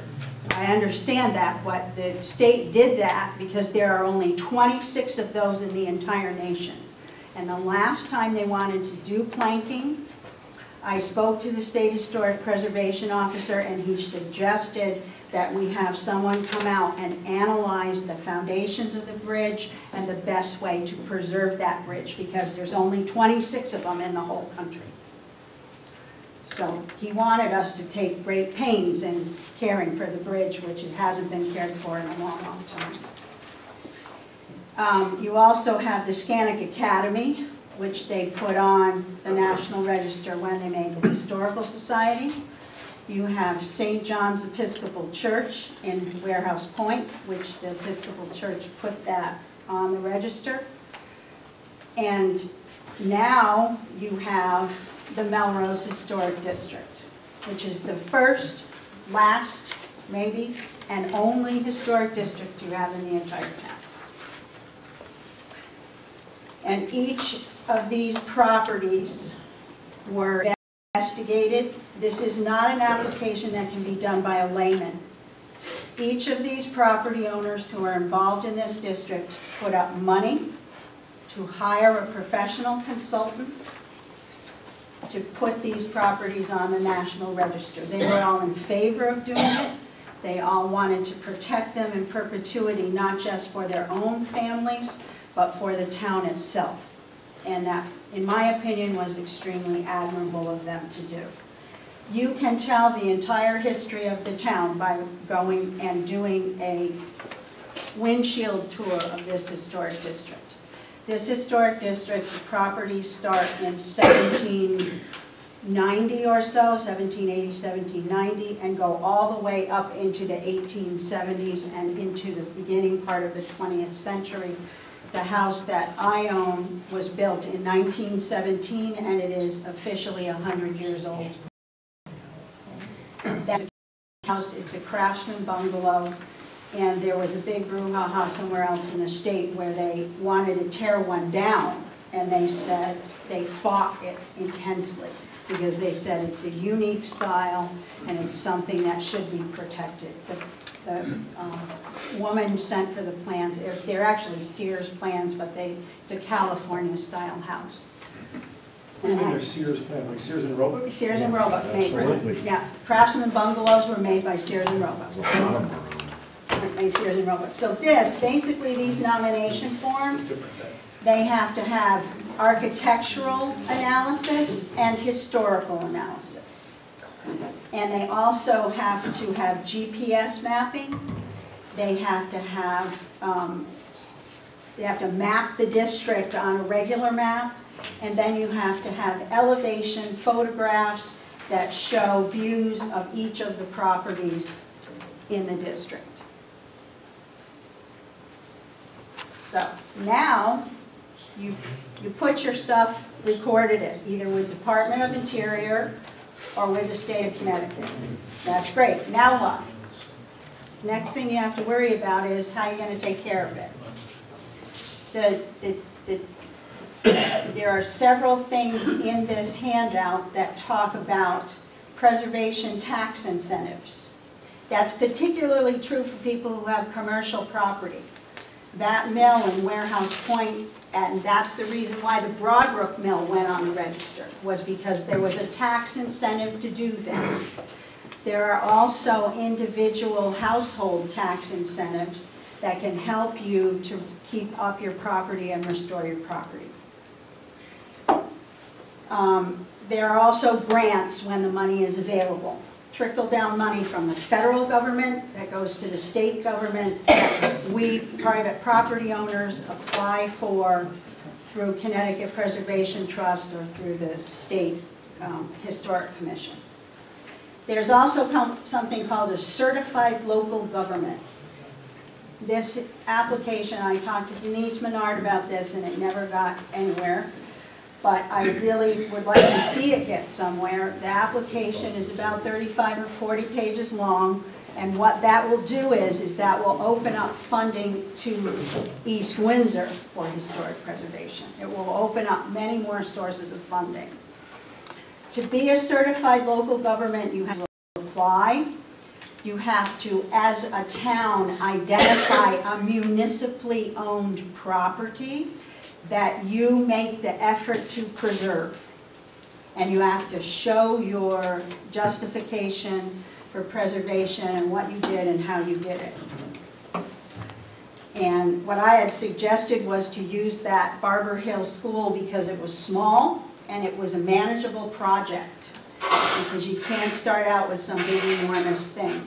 But that is a good thing and that is something that we should do.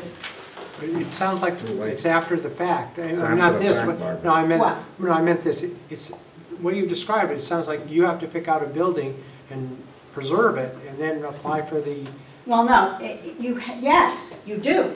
And you do have to do that, and the reason is because you are manifesting by doing that you're willing to put your money where your mouth is. Yeah, but then do you get reimbursed or something? Now, you don't get reimbursed, but then after that, monies will come down to you To do it again. as often as, as often as they're available. First one's on you, after that you might get some help. Yeah, I mean, Mike. because, listen, who's going to give you money for free? They want to know that you're committed to this. I hear what you're saying. And so that's why you have to put it up front, and you have to say, I'm so committed, here's proof, we did this. Okay.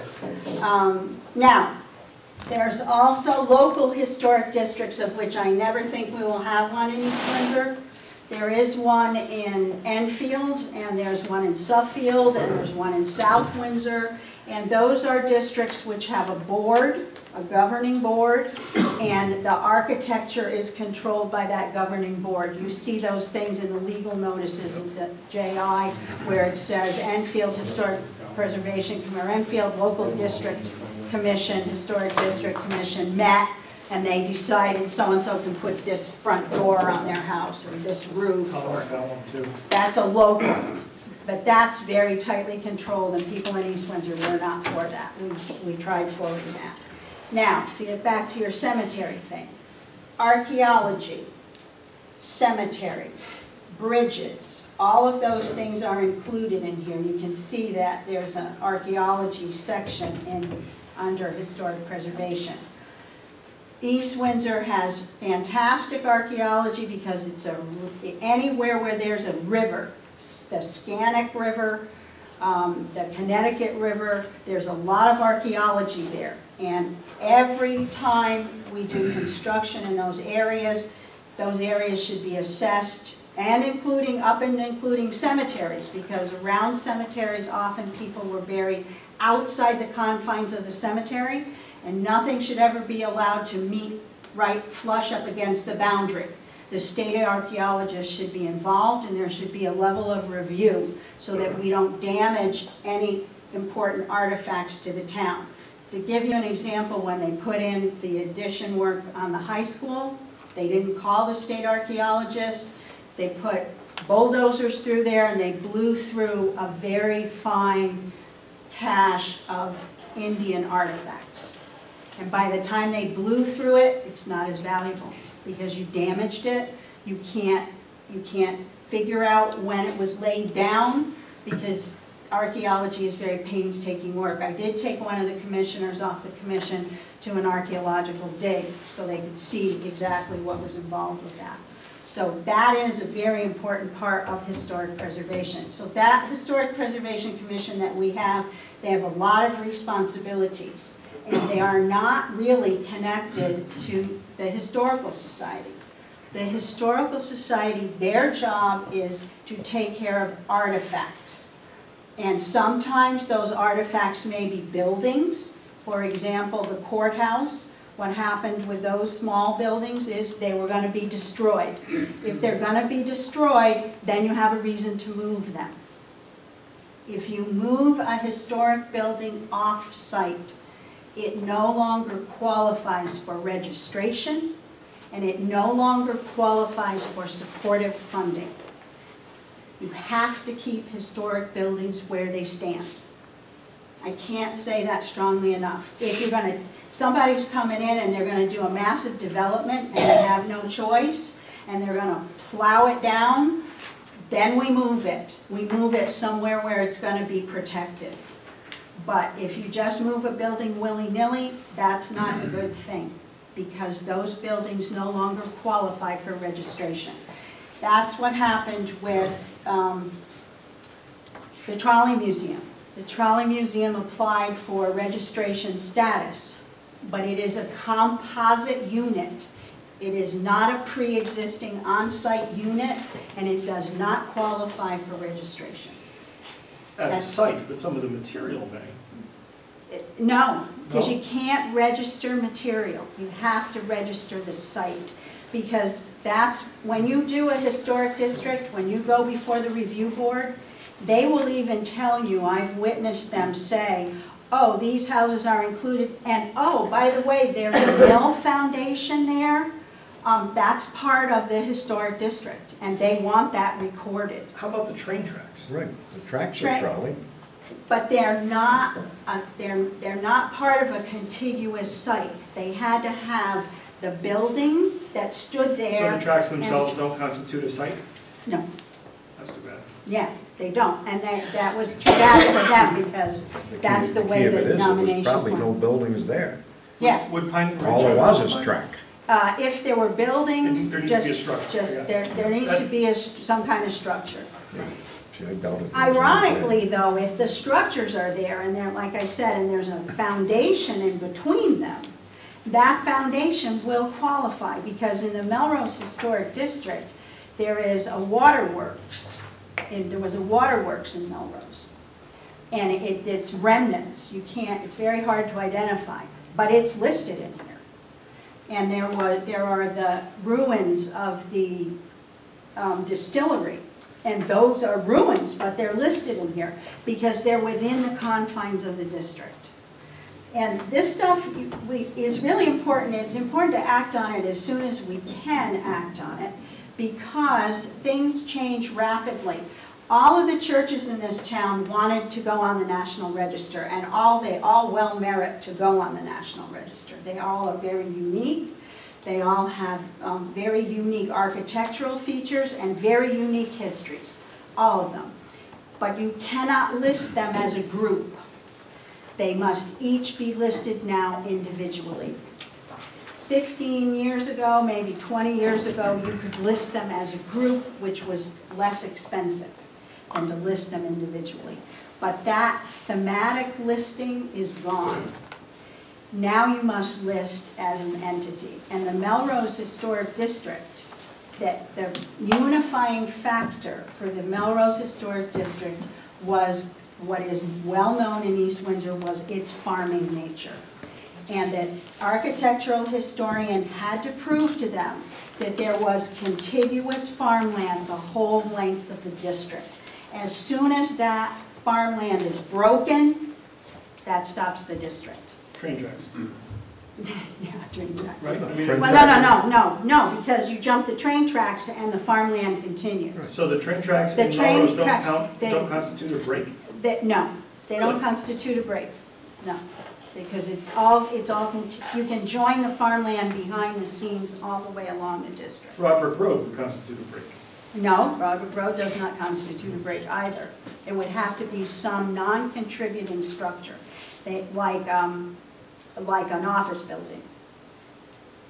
So there isn't a break from the Ellington-Summers line?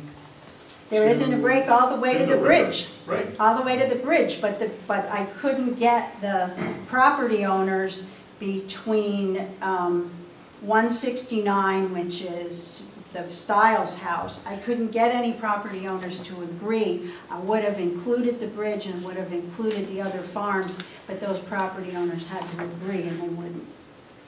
Just like it doesn't go all the way to the Ellington town line because those property owners would not agree either.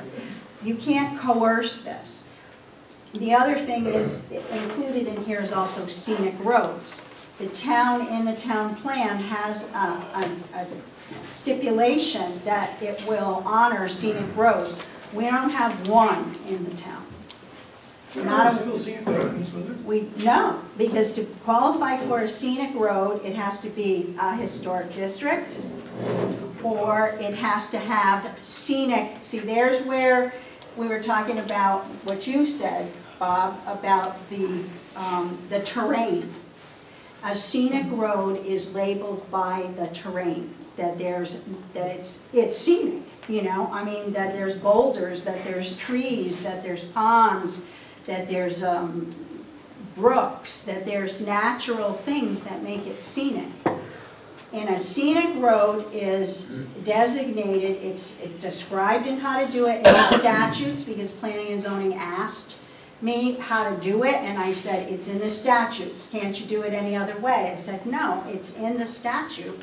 It's dictated how to do it. So that's also included in historic preservation. So you have archaeology, you have scenic roads, you have buildings, you have bridges, you have monuments, you have cemeteries. We have a tremendous amount of responsibility on that commission if we're going to preserve stuff in the town of East Windsor. So now that's I think most everything that's in your packet that you need to know about. You have the nomination forms, so you can look through them and see how they go. You have the information from the historic survey, along with these historic resources things. And I would encourage you to go and look in the vault or look in Warehouse Point when you have nothing else to do, because I know you're all busy, and see all the different properties that are included. I gave you this because this is the beginning, and they made, the architectural historians made recommendations, and they recommended, buildings recommended for inclusion in the East Windsor, well, they had thematic nomination then, they don't now, are the following. These were roadways, actual entire roadways. Barber Hill Road, Bridge Street, Broadbrook Road, Church Street, East Road, Ellsworth Road, Melrose Road, North Road, Norton Road, Old Ellington Road, Reservoir Avenue, Rockville Road, Rye Street, Skinner Road, Wells Road, and Windsorville Road. And on those are indicated by number. Those are the properties that exist. And if you look at Melrose Road, it has numerous properties along Melrose Road. So it made sense to start with that, to try to get those property owners to list it, because these men suggested we do so. But we also went through all the other villages.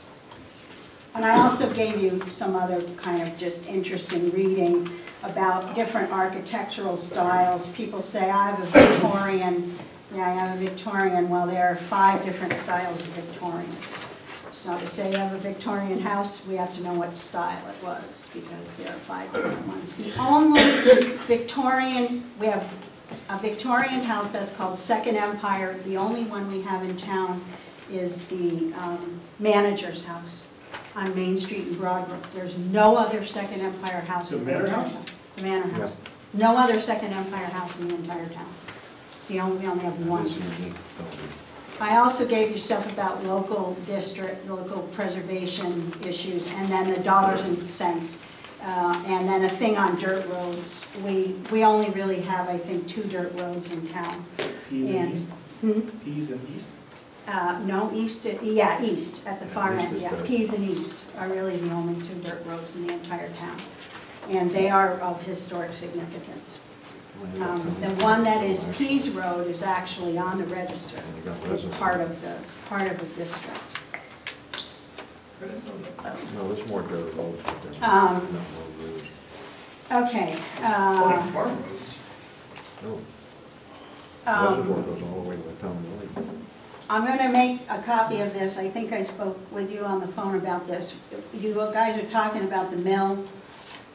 There is something called brownfield land banks. It's a tool for community revitalization and historic preservation out of the State Historic Preservation Office. And these are, it's a new state program, and it's to foster partnerships for historic preservation, and it specifically deals with areas like mills, for example, where people want to revitalize them in some way, and monies are needed to do so. And so this is a new program that we could maybe become involved with, and it would help us cover the cleanup costs. Is that like, is the Colt building an example of that? I don't know if the Colt building is on brownfield. The brownfield, see, the designation brownfield means that there's contamination. So let me ask that a different way. Is the redevelopment work that has been done at the Colt building something that meets historic preservation standards while also putting an abandoned building back in active use? Yes, and so the that checks reason, both boxes. Yeah, the reason why that Colt, see, that Colt is yet a different designation. The Colt building is a national landmark, which that had to go to Congress to become that. That was one step beyond Department of Interior. I mean, they literally say, it's like Gettysburg. You know, it's a national landmark, and it's wonderful that they did it. My mother worked for Colts for 56 years, and I can't wait for them to start up doing stuff down there so I can go down and give them my memorabilia. But yeah, I mean, that's a wonderful thing that they did. Any other questions? Well, I know it's a lot, and that's why. Thoroughly interesting. Yes. That's why I would rather give you the stuff, look at it, review it. If you have questions, call me. I don't want to disengage from historic preservation in this town.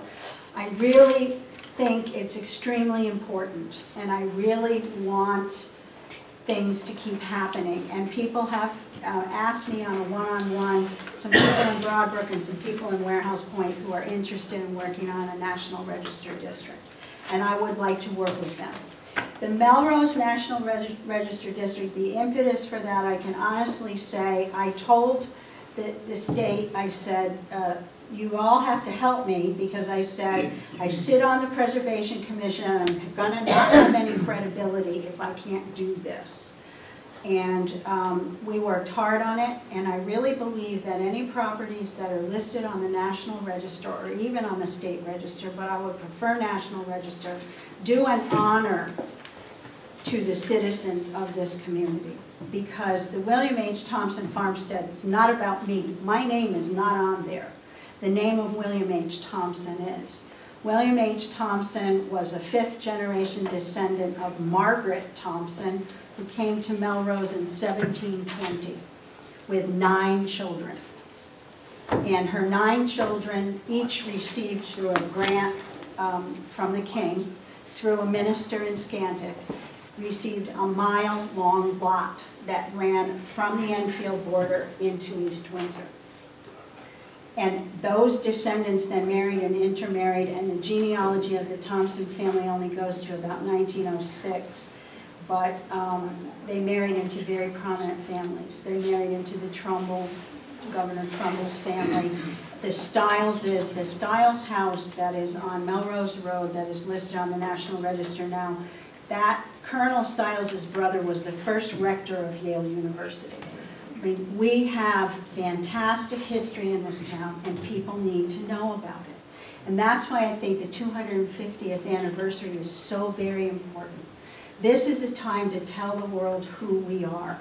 We had some fantastic women in this town. I mean, unbelievable women. Witness Margaret Thompson, who comes with 9 kids on a boat in 1720 and no husband, and makes a go of it. You know, the gal that built the Craftsman Bungalow, she was a school teacher. She taught in this schoolhouse, she taught in Rockville, she taught in Hartford. She was a Pease descendant. She was the youngest child of John Milo Pease. And she paid for and built that house, but her brother had a sign, because in 1917, women did not transact business. And you've got some very well-known missionary women, one that went to China. I think they were from the Methodist Church in Windsorville. One went to China and one went to Hawaii in the 1800s. Women missionaries, not men. Dealing with the king and the queen there. And, you know, I mean, we have some really fantastic history in this town, just phenomenal. And it's not all about our, you know, tchotchkes or whatever you want to call it. I mean, our built environment is something really fantastic. I mean, it really is. You look at the houses in this town, some of them are just wonderful. The buildings in this town, the mill, all of those things are so really worthy of being taken care of, you know. Anyway, I have another plan that I want to present to you, but I won't do it tonight because it's too time consuming. It has to do with the William H. Thompson farmstead. I have been talking on and off to Connecticut Preservation Trust and to something called Historic New England, and I will give you the brochure, which is, I don't know what you know about Historic New England, but Historic New England is a a historic preservation group in Massachusetts that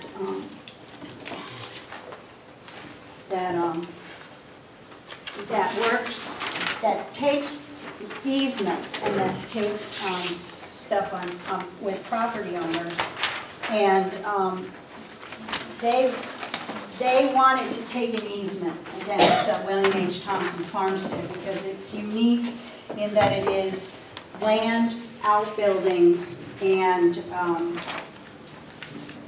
19th and 20th century buildings on one site. So they have asked me to try to work it up into some kind of historical place, and then they'll take it. Once it gets up and running, they'll work it with me, and it would be a real good thing, I think, for East Windsor if that were to happen. Well, thank you.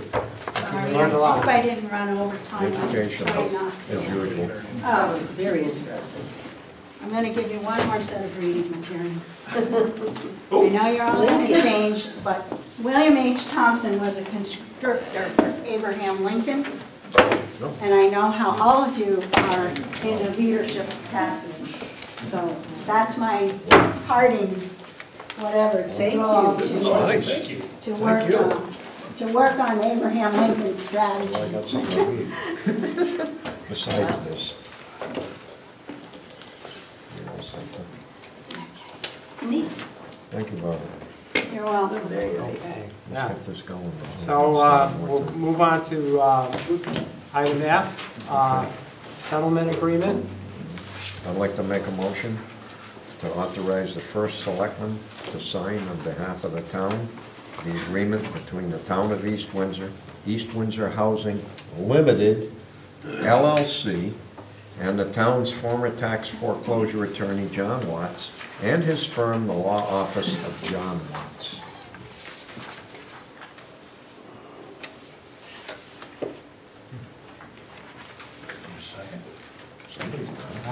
Second.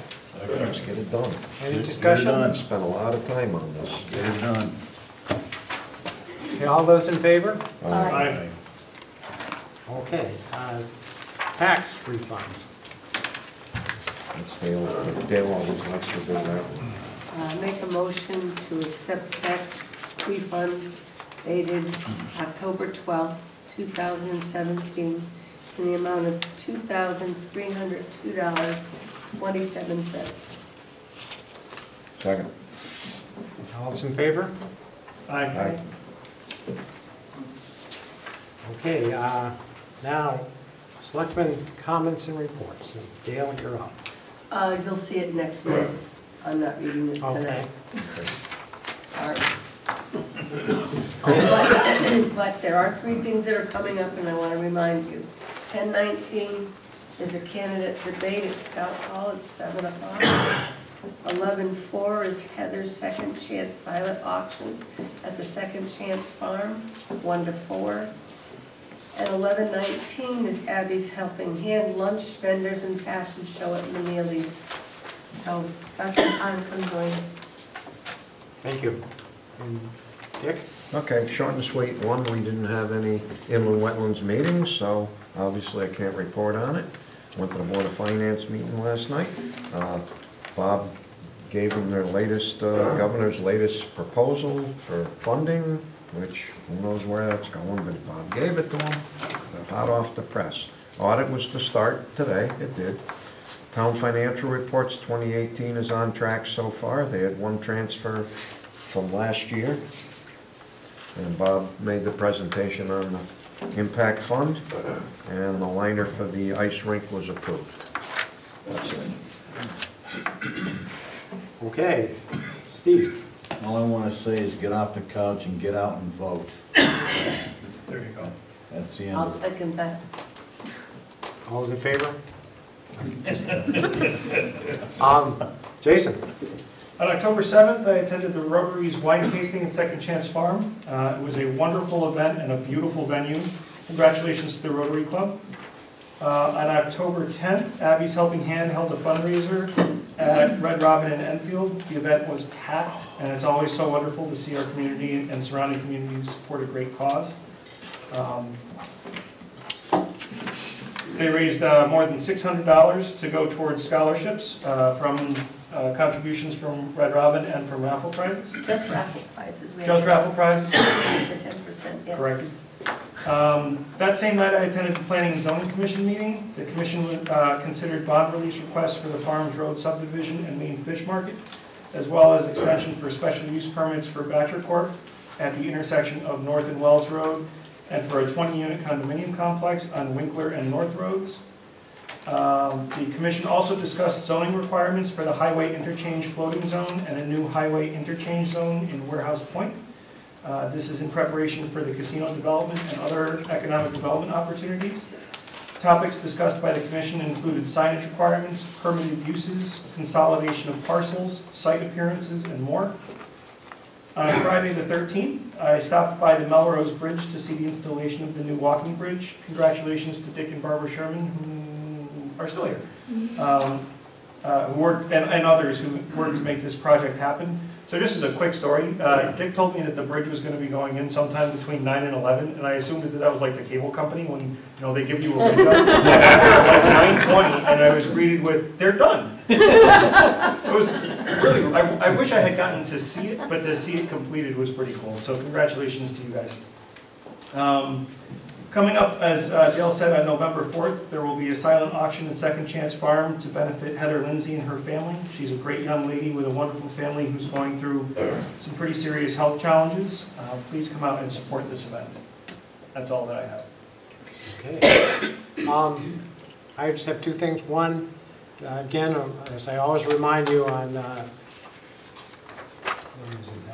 November 28th and 29th is the CCM convention in Foxwoods, and if you get a reservation in before October 27th, it's a discount, so if you're going to go to that, consider that. Call Amanda or call my office to make arrangements. And the other thing is I did stop by today and look at Joe Tracy Veterans Memorial Park in Warehouse Point, and they've got the forms in, they're putting in the new memorial, and it's progressing. It looks like a disaster now, but you can see that it's going to take form. Okay. Now, if nothing more, we'll go to public participation number 2. So, yes. Rebecca Talby, 34 Street. Just a question for the historical preservation stuff. She was talking about the Melrose district. Can we get that as a GIS layer and put it up on the website? The answer is yes, we can, but... Well, I didn't understand what you said. The district itself, she said there's a district outline of the Melrose district that's preserved. Okay, yeah. If we can get that as a GIS layer and give it to the company to put up online, I think that'd be very nice to see. Yeah. We never did that, but it's never been passed though, right? What? The historic district. I think the Melrose is in the National Register. Yeah. Didn't she just say that? She said it. 10 minutes ago? Is it? Yeah. What she said. Yeah, that's what she said. They asked us to endorse it, and I remember we told them that needed all the people in the district to agree with it, and that was the end of it. Well, it's on the Maybe- National maybe it's Register, so. national. yeah. If it's national, it's national. Okay, well, yeah, Barbara. Barbara Sherman, 12 Aller Drive. One of the things I forgot to mention, and I would be remiss if I didn't bring it up, the Rotary Club from East Windsor contributed $2,550 for the wood decking for that walkway. Oh, So many thanks wow. to the Rotary. Yes. Good thought. I'm glad you didn't do Okay, that when the further public reporter was here. participation. You're all filled up. All set? All right. Okay, finally. Motion to go into executive session pursuant to Connecticut General Statutes, Section 1200-6A, employment, Section 1210B, legal agreement to include the tax collector. Patty. And we take a break? Just take a break. All you gotta do is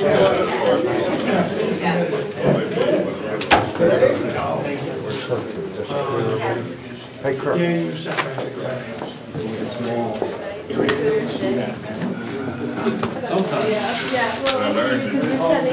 I'll be there. Yes. I'll see you at 6:48. We come back at 7. It'd be nice if we could have Could you fit on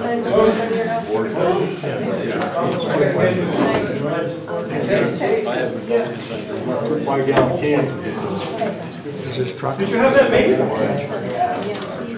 Really?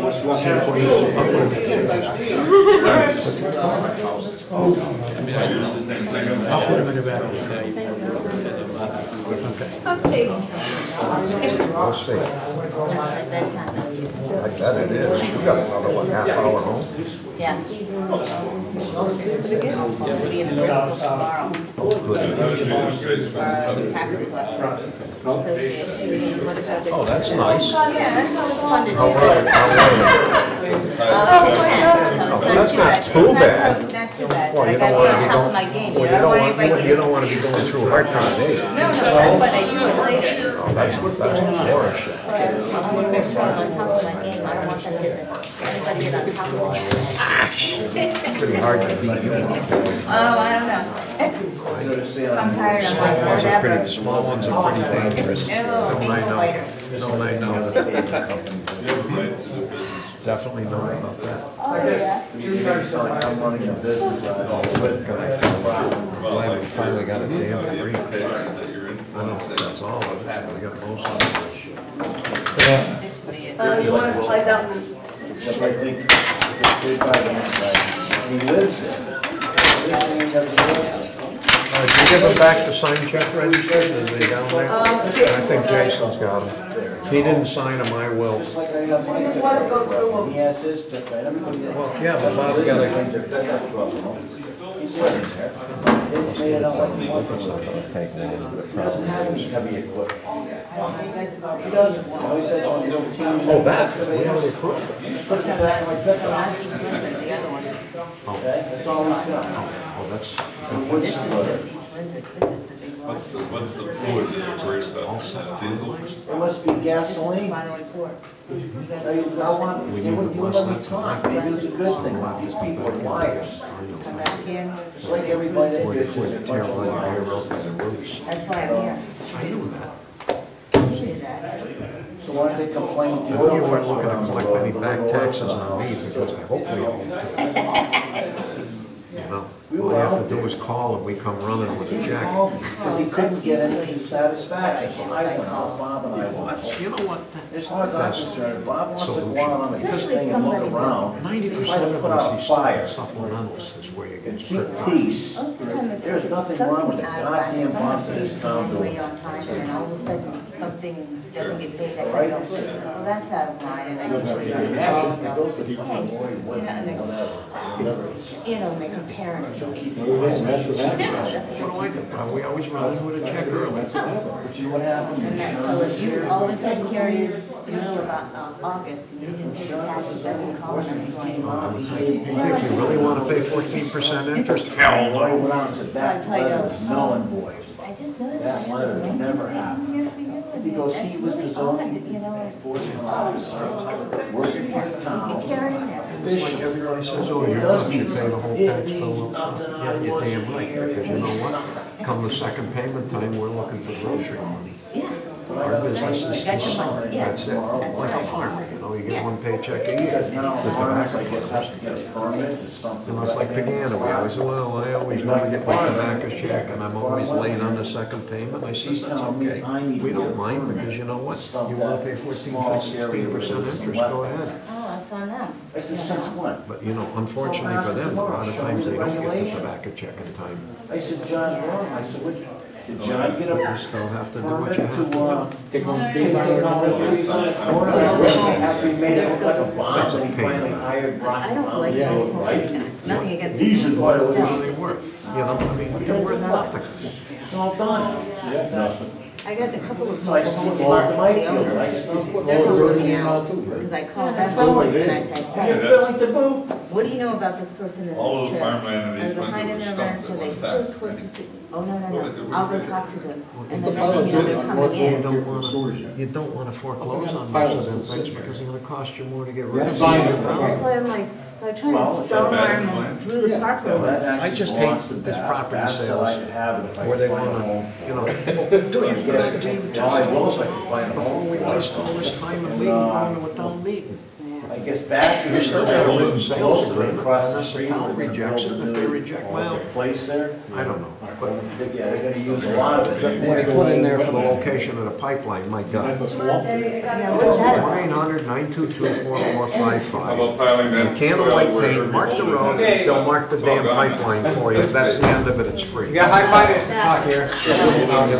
So, why is that a part of contingency? It shouldn't Yeah, be. it shouldn't be. Do your due diligence. Well, that big pile is topsoil. I still gotta get those. That looks I'll like get a back lot of to you. stuff. Well, I can see on the Those road. on Long Road, I gotta talk to them. Test holes on Wallen Yeah, Road. Make a deal. I want you guys You to checking out on the lot, right? Yeah. tonight. Because I still think you can I'm build sure on we'll that lot. be. If you don't take the house down. Done. If you take the house Oh, down, you're that's screwed. certainly- Oh, okay. No, serious. If you take the house down, you're screwed. Well, we just did that. No, Because the we're- rules change. Do you have a quarter in your pocket? Listen to me. We would I sell am you the happy house now. and the property. So if you know anybody who wants that house for $250, maybe we'll go up in price. house is this, the one on Walnut? 20 roll up, they can have the whole goddamn thing for We are $1. still on, by the Take way. it. I bet you'd like to get out of it, but. We're still on TV. I'll sell 20 Willem Road for $1. That's a good deal. You might get me to take, I'd do more than that for you. You might get a deal. I gotta see what the test holes actually All said. right, we're okay, let's get. Because there is some, Shut it off there's first. some loopholes in the state